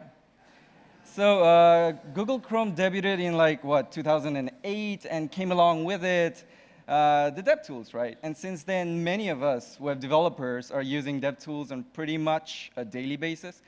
But even though we use it daily, there are a lot of things, a lot of tools, a lot of features, a lot of shortcuts in DevTools that we should be using, but we're not. And that's because, you know, DevTools evolve in really fast pace. Things are changing, things are being added, things are being removed. It's kind of hard to catch up on everything that's in there, right? So I'm here today to share some of the gems that I found in DevTools, which I find immensely useful. Some of my debugging workflow, performance profiling workflow, productivity tips and tricks, which by the end of it all, I hope will get you guys all excited about DevTools all over again. Before all that though, a little bit about myself. I'm Prashant Palikhe. You can find me on Twitter under the same thing over there. And I come from Nepal. A couple of things I would like to address about Nepal. We are not the same as Tibet. Nope. Nope. And second, we do not all live in the mountains. The place I grew up in got 20 degrees winter, so yeah. Hashtag just saying. So 9 years ago, I moved out of Nepal to the Netherlands, where I finished my study in computer science and went on to become a web developer, which I've been doing for the past 6 years. And currently, I'm working in a company called NonDutch as a front-end consultant. By the way, yeah, it's coming. NonDutch is actively looking out for non-Dutch front-end developers. So if you're curious about that, you know, find me after the talk and we can have a chat. One more thing about me is I love American sitcom Friends. I love it so much that I've created a mini app for myself so I can watch Friends anytime I want. So what I've done today, I'm going to give it a quick demo later. Thank you. Thank you. So what I've done today, what we're going to do today is I've created a buggy, less performant version of this app. So for the rest of the session, we're going to use DevTools to find and fix the issues in the app. What I've also done is I've created this Trello board full of bug list, issues list, you know, which covers a wide range of things. We got performance issues, runtime performance, load time performance, animation stuff, some bugs that we got to debug. So, you know, and the idea is to basically pick this card one by one and fix them using DevTools to give it a little bit of structure. So we got a lot of ground to cover, right? So without any delay, let's just get into it. Or in Portuguese way of saying things, vamos a isto. I've been coached by 3 Portuguese colleagues of mine for 3 hours, so I better not have screwed that up, but I'm sure I haven't. Okay, a few things I want to address and set up before we get all into DevTools. First of all, I'm going to be using Canary build of Chrome. How many of you guys know or heard of or using Canary build? Okay, great, great, great. For those of you who don't know, Canary build is like nightly developers build. So, you know, it's a developer's build, so it may be buggy, it may be crashing, you know. But most of the time, it's OK, and you get to play with the cutting-edge DevTools feature, which is awesome. Second, you got to make sure the developer tools experiment flag is turned on. And you do that by going to, you can't read that, can you? I guess not. No. OK, trust me on this. Chrome//flags. And then you get to turn on, you know, stuff. So find developer tools experiments in there and make sure it's enabled. Right? Number 3, once you have that enabled and you go to your developer tools settings, this experiment button over here, experiment tab, oh, it's like really unreadable, but there's experiment tab over there that's going to pop up. So if you can't find the feature on your browser, which I'm talking about, it's probably because you got to turn it on over here. These are experimental stuff. Now, it may be that you can't even find the feature over here. So what to do then? To solve that, it requires a bit of magic. And the magic involves hitting the shift button 6 times. So 1, 2, 3, 4, 5, 6. And then a whole bunch of other new stuff come in. So these are like super experimental features, but you get to play with this today. Actually, I'm going to be using layers panel from here, request blocking that I'm going to be showing you later. I like this feature. It makes me feel like a wizard, you know. I'm going to be like, in front of my colleagues, I'm going to be like, I'm going to turn this on. They're like, what the hell just happened? I'm like, what, you didn't know? That's cool. So after that, last thing that I want to do, or maybe I don't want to do, is constantly switch between my IDE and DevTools. So I want to use DevTools as the IDE for the rest of the session. And it's super easy to set up. All you got to do is, this is the app. So all you got to do is go to Sources panel. And while in the Sources panel, I'm just going to go ahead and drag this project folder over here. It's going to ask for permission, sure. And now you have to, I'm going to zoom it in a little bit. Maybe that's a little better. So now you have to map your network asset with your local asset. So I'm going to find a CSS over here. I'm going to right-click on it, map to file system resource. And Chrome is smart enough to just suggest you the correct one. So I'm just going to do it. Now everything is mapped. So now you can just change the source code on the browser, and it's going to be persisted to the disk. And if you reload, it's going to be preserved as well. The change is going to be preserved. So your feedback loop is super small, way to stay productive, right? So with that, I want to introduce, I want to talk about the first feature that I want to show to you guys, which is the command menu. And you bring that up by hitting Command-Shift-P. And I'm talking about Mac keyboard shortcuts. If you guys want to check it out on your platform, you can go over here on top right, go to shortcuts, and it's going to give you all the shortcuts that you need. I try to memorize this because it's going to help my productivity a lot. So Command-Shift-P brings out this menu. What can you do with this menu? A bunch of things. Like for an example, you can set it to dark theme. You can set it to back to default theme. And you can do things like my DevTools is docked to the right, so I'm going to dock it to the bottom by typing dobo. It has fuzzy matching capability, so you don't have to write dock to bottom. Dobo is going to match it. Enter is going to dock to bottom. Do-re to dock it to the right. Un to undock it. By the way, an interesting thing is when you're undocked, you can hit Command-Option-I to bring out another panel, inspector. And this inspector is inspecting the inspector. So it's kind of like inspectorception, right? You can go infinitely deep in here, but let's not do that. So I'm going to bring it back to right. With that, we're ready to pick our first card. Okay? So the first one is make the app load in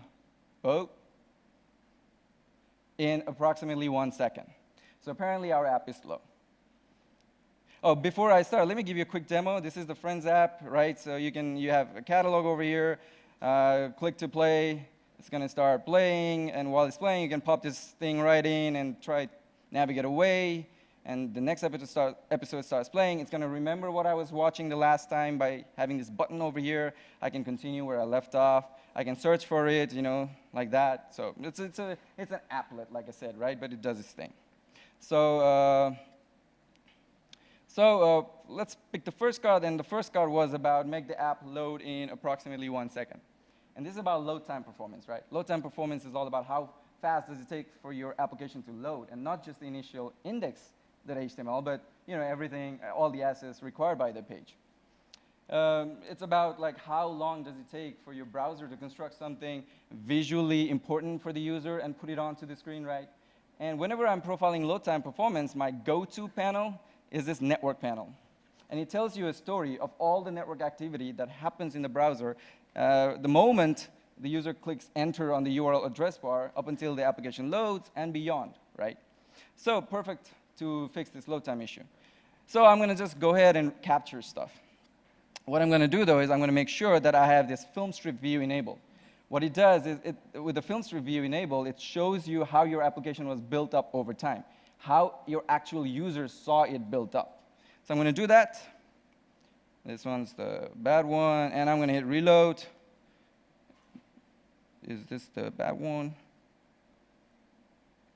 Let's go see. I think I'm not on network.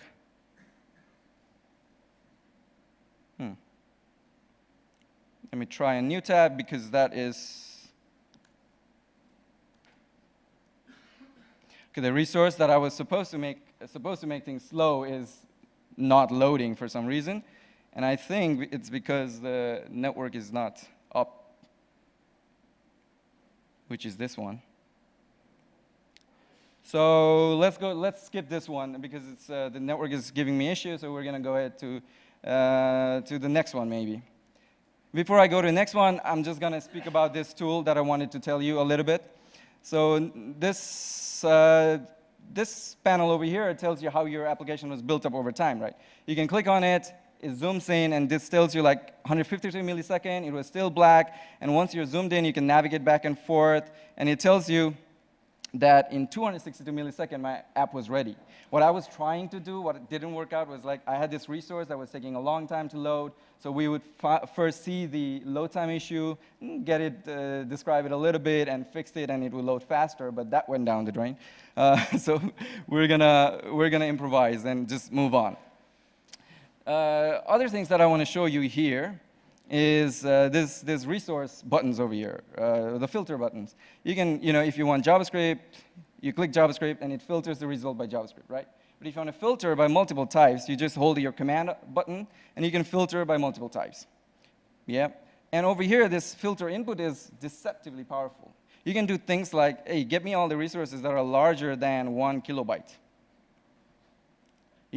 Larger than 1 kilobyte. Or give me all the resources that are smaller than 1 kilobyte. You just add a minus button in front, and then it shows you all the resources that are smaller than 1 kilobyte. You can also say things like, give me all the resources that sent back status code of 404. Nothing here, 200, like that. Powerful stuff. And let's say you have some API, it returns a JSON, and you want to play with the response object a little bit in your console. You can easily do that by right-clicking on it, copy response, and you go to your console, you can put it into your variable, it copies it to your system clipboard, paste it there. Now your response is the exact same response. So you can start doing like for each and whatever, all kinds of manipulation that you need to do. Other thing here is this network throttling. You can simulate how your app behaves in shaky network weather. Or if you're working with offline application, offline first application, you can also simulate that. Command menu that I showed earlier comes in really handy. You just do that, go offline. And now it's offline, without affecting the other tabs. Again, go online, and it's online. Other thing that I want to show you here is like we got this different kind of columns over here, right? And if your server returns some custom HTTP headers, you can add that to this column if required. So you do that by going right-click. Underneath here is response headers, manage header columns, and you can add your own custom header. So custom header, add, and it's going to appear over here. Can come in really handy. So I'm just going to go ahead and remove it for now. So that's the network panel. It's a pity that I couldn't show you the problem scenario, but yeah. So with that, I'm going to have to say, like, OK, sure, we fixed it. It seems pretty fast. 100 milliseconds is fast enough, less than a second. So let's go on to the next one. Searching is too slow. Let's see if that's really the case. So here's the searching. Oh, I'm going to type. Yeah, it feels a bit slower, right? Your application, to feel instant, it needs to respond within 100 milliseconds. And this seems like it's kind of sluggish. Runtime issues, right? And runtime performance is all about how fast your application responds to user inputs. Are there jangs while the page is being scrolled? Is your animation smooth? Stuff like that. And my go-to place when I'm profiling runtime performance is the timeline panel. Because in the timeline panel, you can record and analyze everything that happens in your application in the runtime. Perfect place for us to look into this issue. So what I'm going to do is I'm going to go to timeline panel. I'm going to start capturing by hitting Command E. It works on network panel as well. And I'm going to type something, TE, for example. So stop. Loading, and it's going to give me some data. This yellow over here means there was some JavaScript running. Yellow means scripting. And down here, there's a lot of data. It looks scary, but what it's basically showing us is like when the key press even happened, like we press some key, right? the keep receive and happen, and browser executed a bunch of JavaScript, and that's all that is. So when we're trying to look into like problem JavaScript, we're trying to look for big horizontal bars, because that indicates that it's taking a long time to execute, right? So what we're going to do is we're just going to look into this, to this stack over here, JavaScript stack, go down here, and looks like this on episodes data received is taking a long time. After that, it seems pretty okay. Over here, we got a bunch of Angular-related functions, and that's it's looking all good. So I'm going to click on episodes data received, and down here on the summary pane, it tells me exactly where it is being defined. So I'm going to click on it, and it shows me that, oh, right over here, it took 354 milliseconds to execute. So this is probably where the problem is. So if I examine my code a little bit, go down, and yep, we got a sleeper over here. There's this part of the script that's basically causing the JavaScript to sleep for 200 milliseconds, and of course, it's going to jam, right? What I'm trying to show you here is how to pinpoint to the problem JavaScript using the timeline tool, right? So in your case, you're probably going to want to fix this, but in my case, I'm just going to comment it out, save it, reload. And I'm going to type something. Oh, there's been some. I think I know what the problem is. I think there was a mismatch in the workspace. Let's go try to fix that. I'm going to bring that back. Allow source CSS map to file system. So this is the one. Oh, it says mismatch. Well, that sucks. Let me try one more time, because I need this. Allow. I'm going to go ahead and let's try something else. Index.html maybe. Map to file system resource. And this one, users, this one should be the one. OK, the error didn't happen, so hopefully that was it. So we were in friend service, and this one was the problem code. Commented it out. Reload, still here. So probably going to be good. I'm going to start typing. Oh, no, it's a pity. Somehow the source map is not working out. I've done this a couple of times before, and of course, while demoing, it goes haywire. So maybe I'm just going to restart this. Remove folder from workspace. I'm not going to give up, bring it back up. Allow. Now you know by heart how to do this. Source, CSS, map system. Let's see if we saved it. I'm going to comment it out. Oh, come on.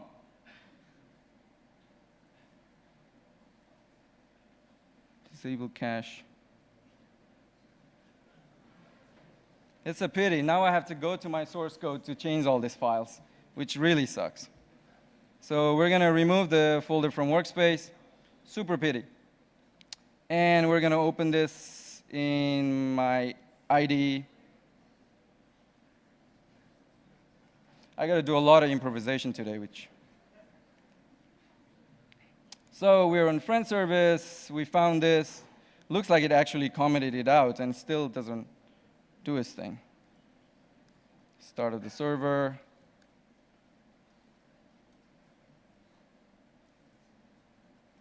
Oh, no, I have no idea what's going on at this point. JS, services.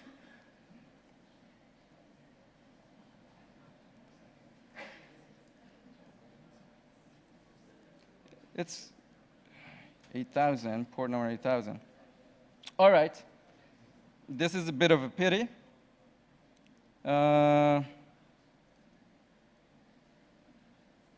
Because it's actually getting it from here.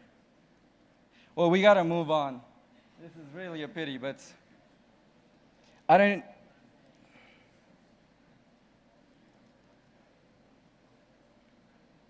Let's just restart this thing. I'm sorry, guys.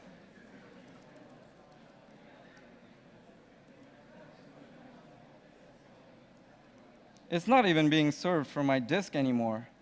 It's like some kind of cache.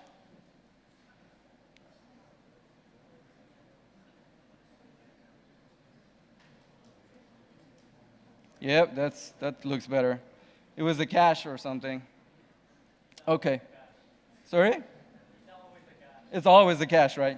All right, we gotta move on. So we commented out the problem code, and we're gonna test it out, and it feels a lot faster now, right? So we're gonna examine this real quick over here. We're gonna start capturing again, type in something, stop, and we're gonna see that our event key press is executing under 16 milliseconds, which is really fast. We got a 100 millisecond budget, so we are way down it, so it's working really good. So we passed on the second one as well, which is searching is too slow, so that's good. Now let's move on to the third one, which is make side menu animation buttery smooth. All right, so this is also about runtime performance, right? And apparently, do you guys mind if I try out the workspace for the last time? I'm going to go ahead and do it, okay? Because I really don't want to go back over there. So the same routine. Bring it over here, allow, and map to file system resource, source, CSS, base CSS, reload. And yeah, that's finally doing it. That's finally doing it. Thank you, guys. So it was, again, the cache. Oh, well. So make side menu buttery smooth. Also about runtime performance. And whenever I'm trying to profile something that moves on the screen, my go-to place is a little bit hidden in Chrome DevTools. You can find it. It's a rendering panel, and you can find it by going over here, going to More Tools, and Rendering. Or you can also press escape to pop this drawer in, and over here you can also find the same tool, rendering. And what I'm looking for is this paint flashing. And paint flashing basically shows you what part of the viewport the browser is having to repaint. Yeah? So with that on, I'm just going to go ahead and, yeah, do you guys see this huge green flashes over there? That means the browser is having to repaint this entire viewport every time the menu is animating in. So let's see how that is being done. So I'm going to hit Command-O in the Sources panel to bring the file finder. And I'm going to search for drawer.css. And here we see it's being positioned absolute, left is minus 100%, and when it's open, the left is switched to 0, so it's animating the left position, right? So to fix this, you got to understand a little bit of how browser does rendering, at least Blink. What happens, it's a complex thing of itself, so I'm going to try to simplify it a lot. What happens is, like, basically all the elements in your page gets rendered onto one bitmap, yeah? And it gets uploaded to the GPU as texture and finally gets split out on the screen. Now, every time something is moving on the screen, the browser's got to paint, right? That's a lot of work. Paul Lewis from Google once said that performance is an art of avoiding work. So what if we could avoid all this paint work? That would make the animation a lot cheaper, right? And we can actually do that. What we can do is actually this moving part in your application, we can separate it out on its own layer, which we call composite layer. So it's going to kind of look like this. So it has its own layer. So instead of browser painting it, it can just make cheap calls to GPU to translate it on the x-axis. Perfectly what we need right now. So what I'm going to do is I'm going to change the code over here to what actually needs to be placed. So I'm going to show you over here. We're going to use fixed positioning, and we're going to transform 3D transform, use 3D transforms instead of translating the left value. And I'm going to use a new property in CSS called will change transform. And that's going to make sure this moving layer gets promoted to its own layer, right? So with that in place, I'm just going to go ahead make sure the paint flashing is on, and I'm going to click on it again, and there is no paint happening, right? We see this green flash on the top left a little bit. It's only painting the button.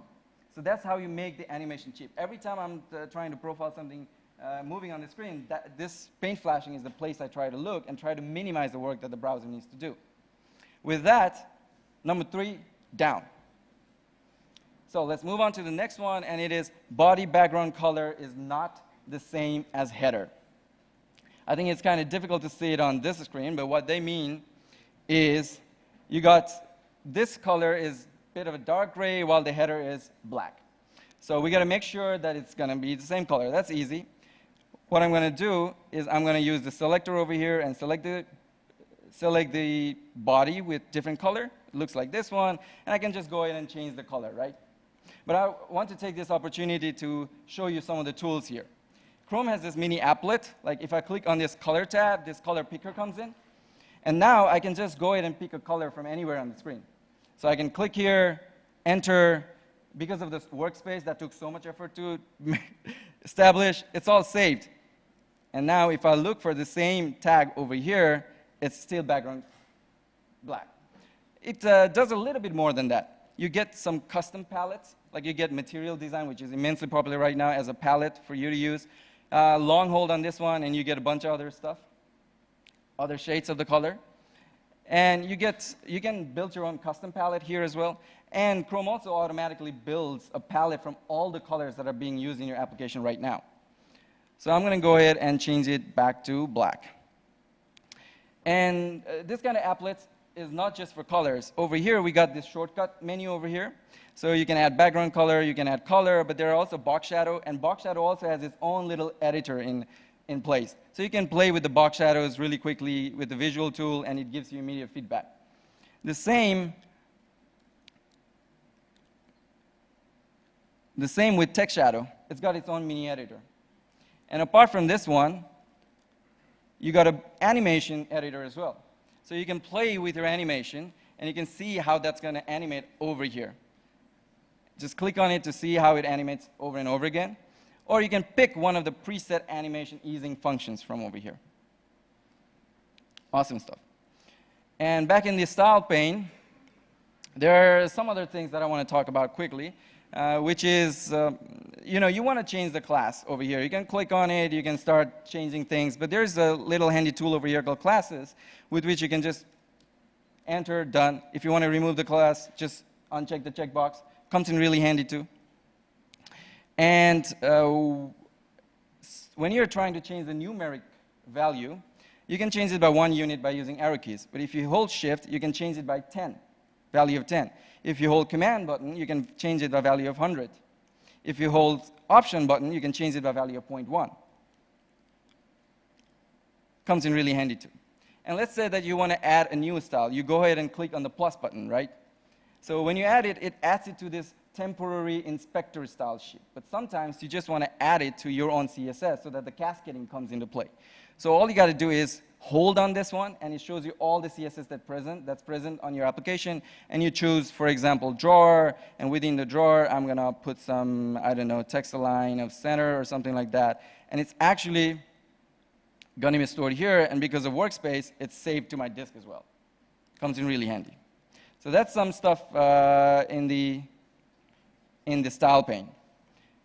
With that, we're going to move on to the next one, which is continue watching button does not do anything.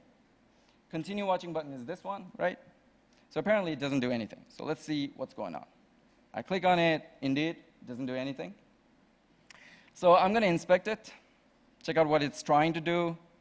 And if you look into the code, there's a click handler that invokes a method on some controller called start watching.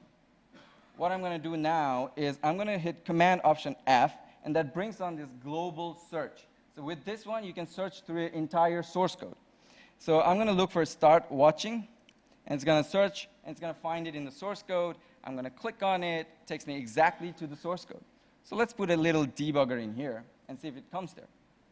I'm going to go back, hit on the button. Oh, and the debugger doesn't get invoked. So that makes me curious if there is an event handler bound to this element at all. So to find that, I'm going to go back to elements. I'm going to use this new API called get event listeners. It expects a reference to the DOM element as an argument. But how do you get the reference to this DOM element? You could do things like document.querySelector and get the reference. But there's an easier way to do this in console, and that's $0. $0 is a shortcut to the currently selected element in the elements panel. And it goes more than $0. You got $1, you got $2, all the way to $4. So if $0 is the currently selected element, what is $1? So I clicked on button is $0. I click on episodes. Episodes is now $0, and $1 is the button, is the previously selected element. Now using this shortcut and get event listeners, let's see if there's any event listener bound to this button. And it returns me an object that's supposed to hold the event listeners, but there it's just an empty object. So we don't have event listeners bound to this element. I'm going to go ahead, bring out the search again, and go back to the component definition and start looking into the code. The controller looks all good. And if I look into the templates, there we go. The Angular guys in the crowd probably already noticed it.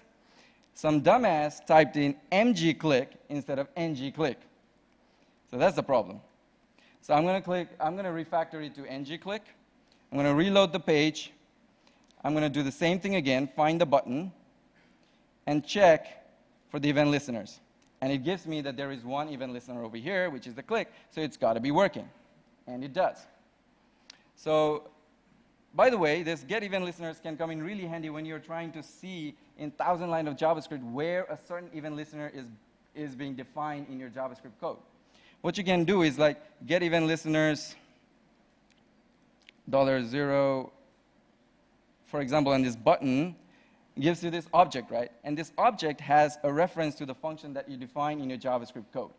So let's put this reference in a variable, like var list equals $_. I'm using another shortcut here.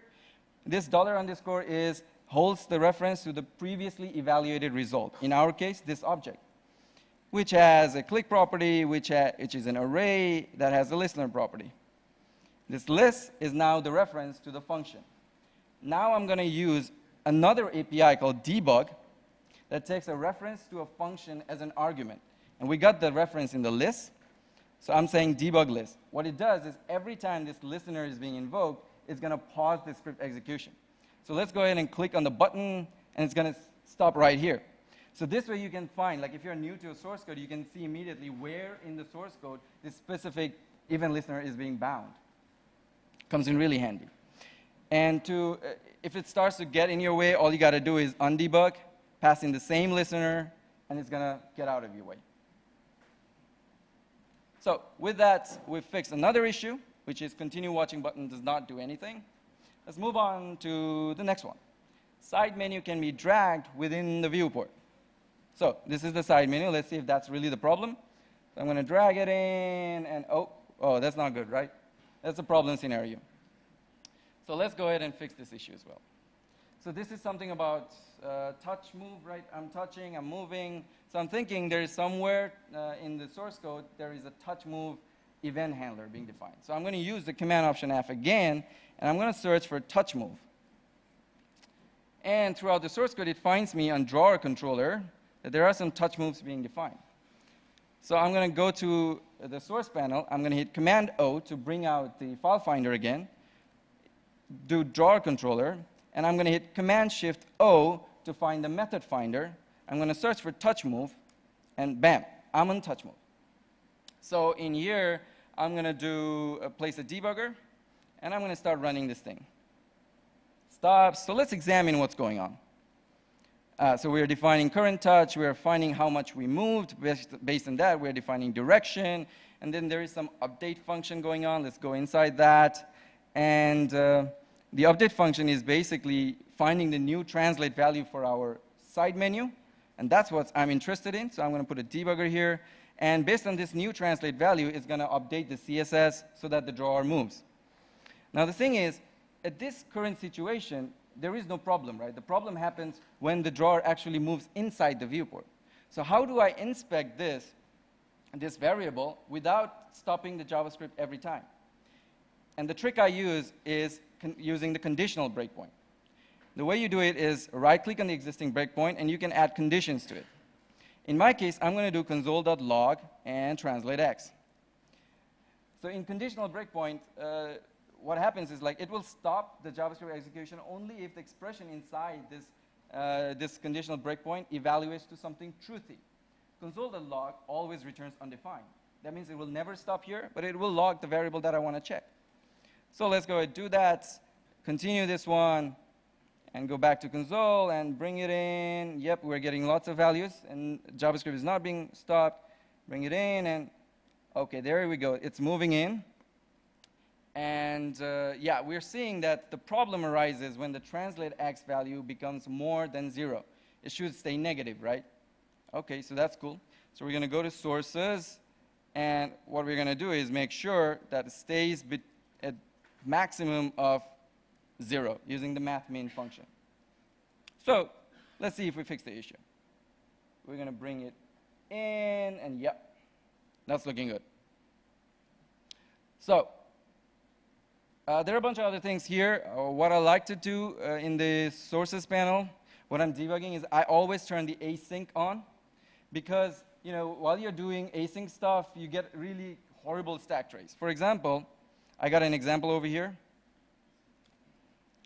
Snip.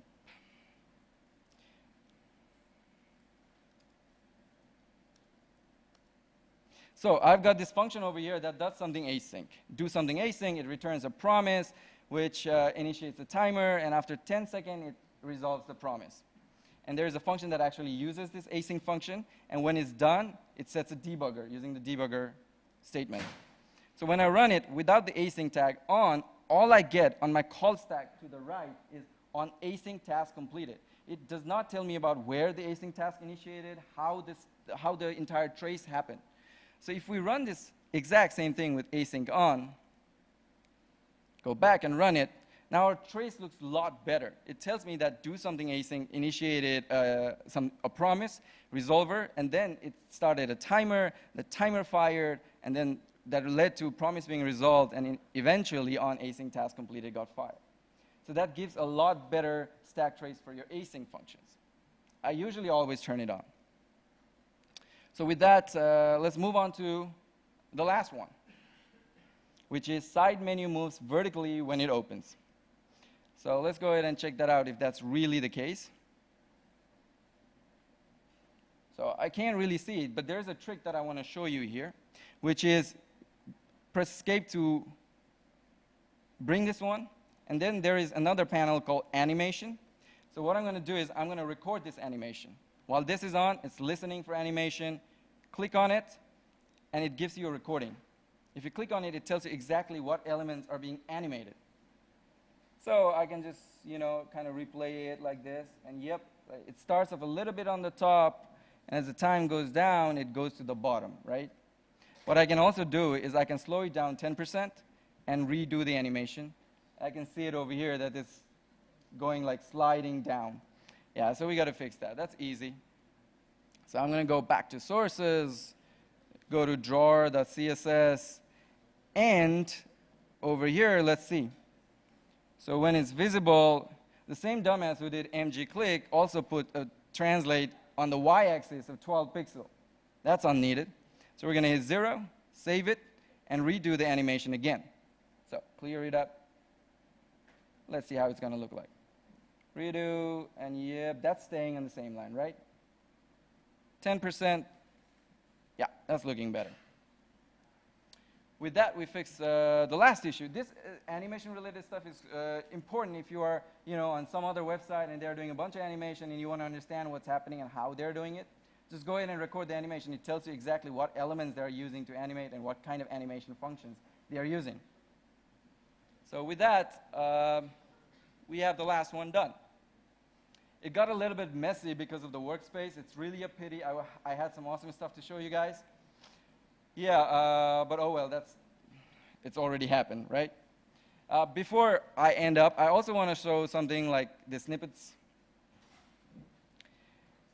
Snippets is like you can save a bunch of code that you can run on any page. I use it for stuff like, let me go back.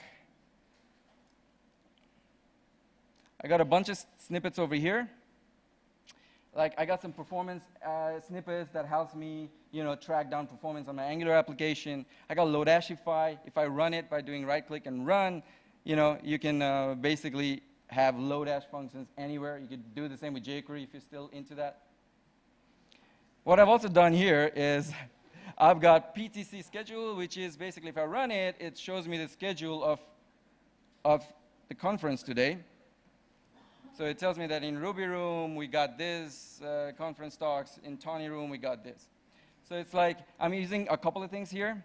by the way, you can actually style your console logs into, like if you have this $%C prefix on top, you can just use like CSS to basically style your console logs. That's what I've done here to give it a green background, bit of a padding, white text, right? And there's another console table that I've used here to give this nice tabular structure in my console.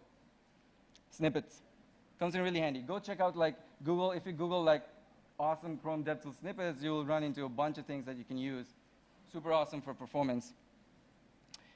Yeah, with that actually, with two things, without being able to demo properly, I kind of got in the end of it now.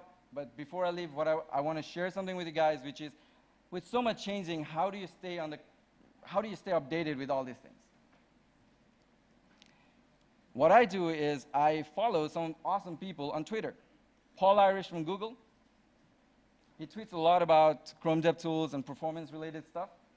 And he's very approachable. If you got any problems, if you got a Chrome bug and you want to discuss about it, just tweet to him, and he will respond within a few minutes, actually. Similarly, you got Adi Osmani, also a Google developer. He's also mostly talking about Chrome DevTools, performance stuff. And then there's this guy called Umar Hansa. Umar Hansa also has a dev newsletter, so you can sign up to newsletter and you will get like awesome snippets, cutting edge stuff every other week. Umar Hansa. And then the documents of Chrome DevTools, Chrome DevTools Twitter channel itself. They're also super approachable. If you've got any bug, address to them, they will get it sorted out. And DevTools documentation, it has come a long way. Initially, I had a problem that it was not that updated, but now they're doing a great job updating it with the latest stuff. So as soon as there's a new feature on DevTools, they will get this documentation updated most of the time. And then we got some GitHub repo called Awesome Chrome DevTools. It's being, the Paul Irish, the guy I just mentioned, is actually maintaining this as well. So they got some really nice tools over here, snippets, different kind of resources to get you going. And actually, that is about it. I hope, despite all the hiccups that we had, you guys had something to learn, something that you learned today. And with that, I would like to thank you very much, the team behind the Porto Tech for providing me with this opportunity. It's been a great day, and muito obrigado. Thank you.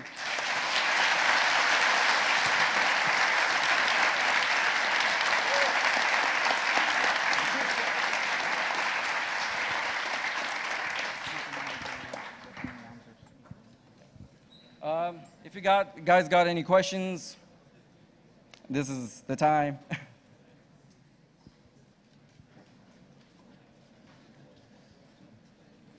None? Great. Thank you very much.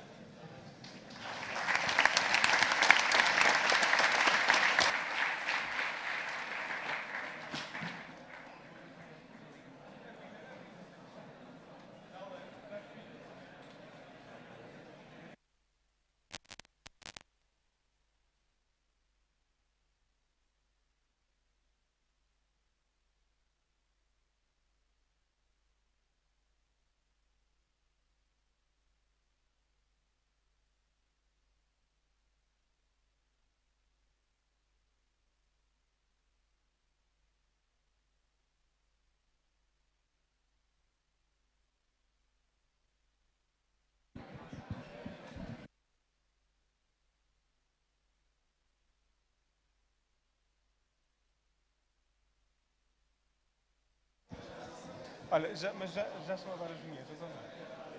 Pois, é isso que eu não sei. Mas às tantas estão. Podia toda a gente para não dar. Podia toda a gente para não dar, para ser só no fim da próxima session. Mas se calhar quem está lá fora não sabe se já foi ou não. Avisei toda a... Ok. Faz-me um favor, Helder, desce pela frente e vai ver se são das vinhetas. A session começa... Não, é isso, ótimo. Tá. O closing session começava às 7h15, não é? Só às 7, no fim da despacha. Pá, então... Mas podemos começar? Falta Paulo Faria e Luís Ribeiro. Paulo e Luís não estavam na outra sala. Opa, não sei como, senão não vai estar aí ninguém.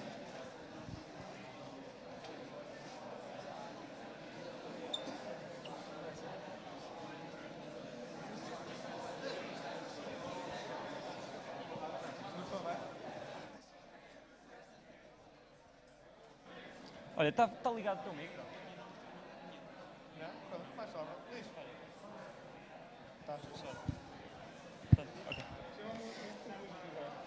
Hey, so first of all, I'd like to say you guys really must love beer to still be here. And we'll start our closing session in 1 minute, so please bear with us. We're just putting a presentation here. Everything is needed. Getting the key people here, the organizers.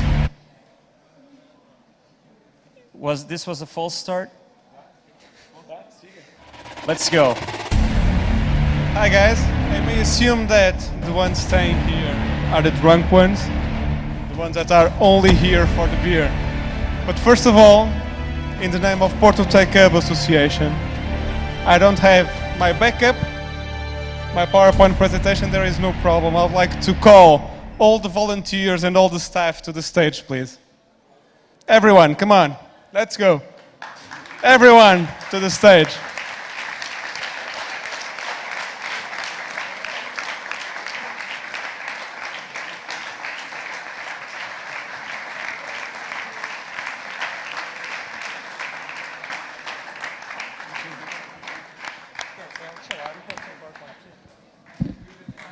Quickly, guys.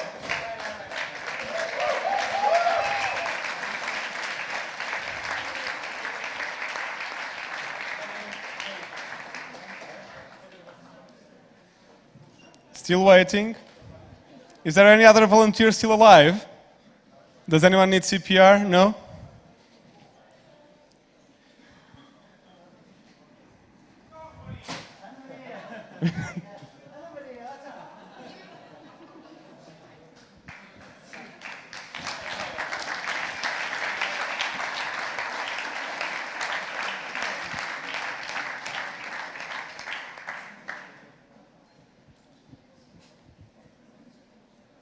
Still coming.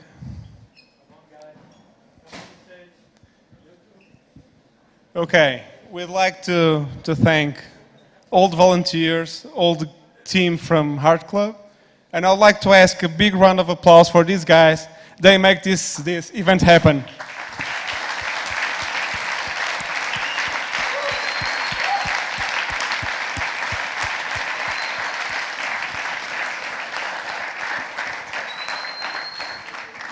Of course, we cannot forget our sponsors, our institutional partners, and everyone that's behind this event for the past 3 months. We'd like to ask a big round of applause for them as well. Byside, Critical Manufacturing, Bosch, Present Technologies, I2S, Porto City Hall, EZAP, and NOS.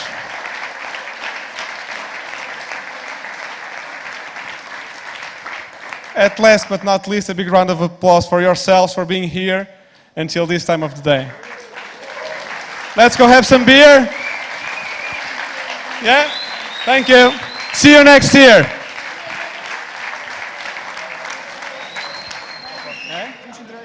Força.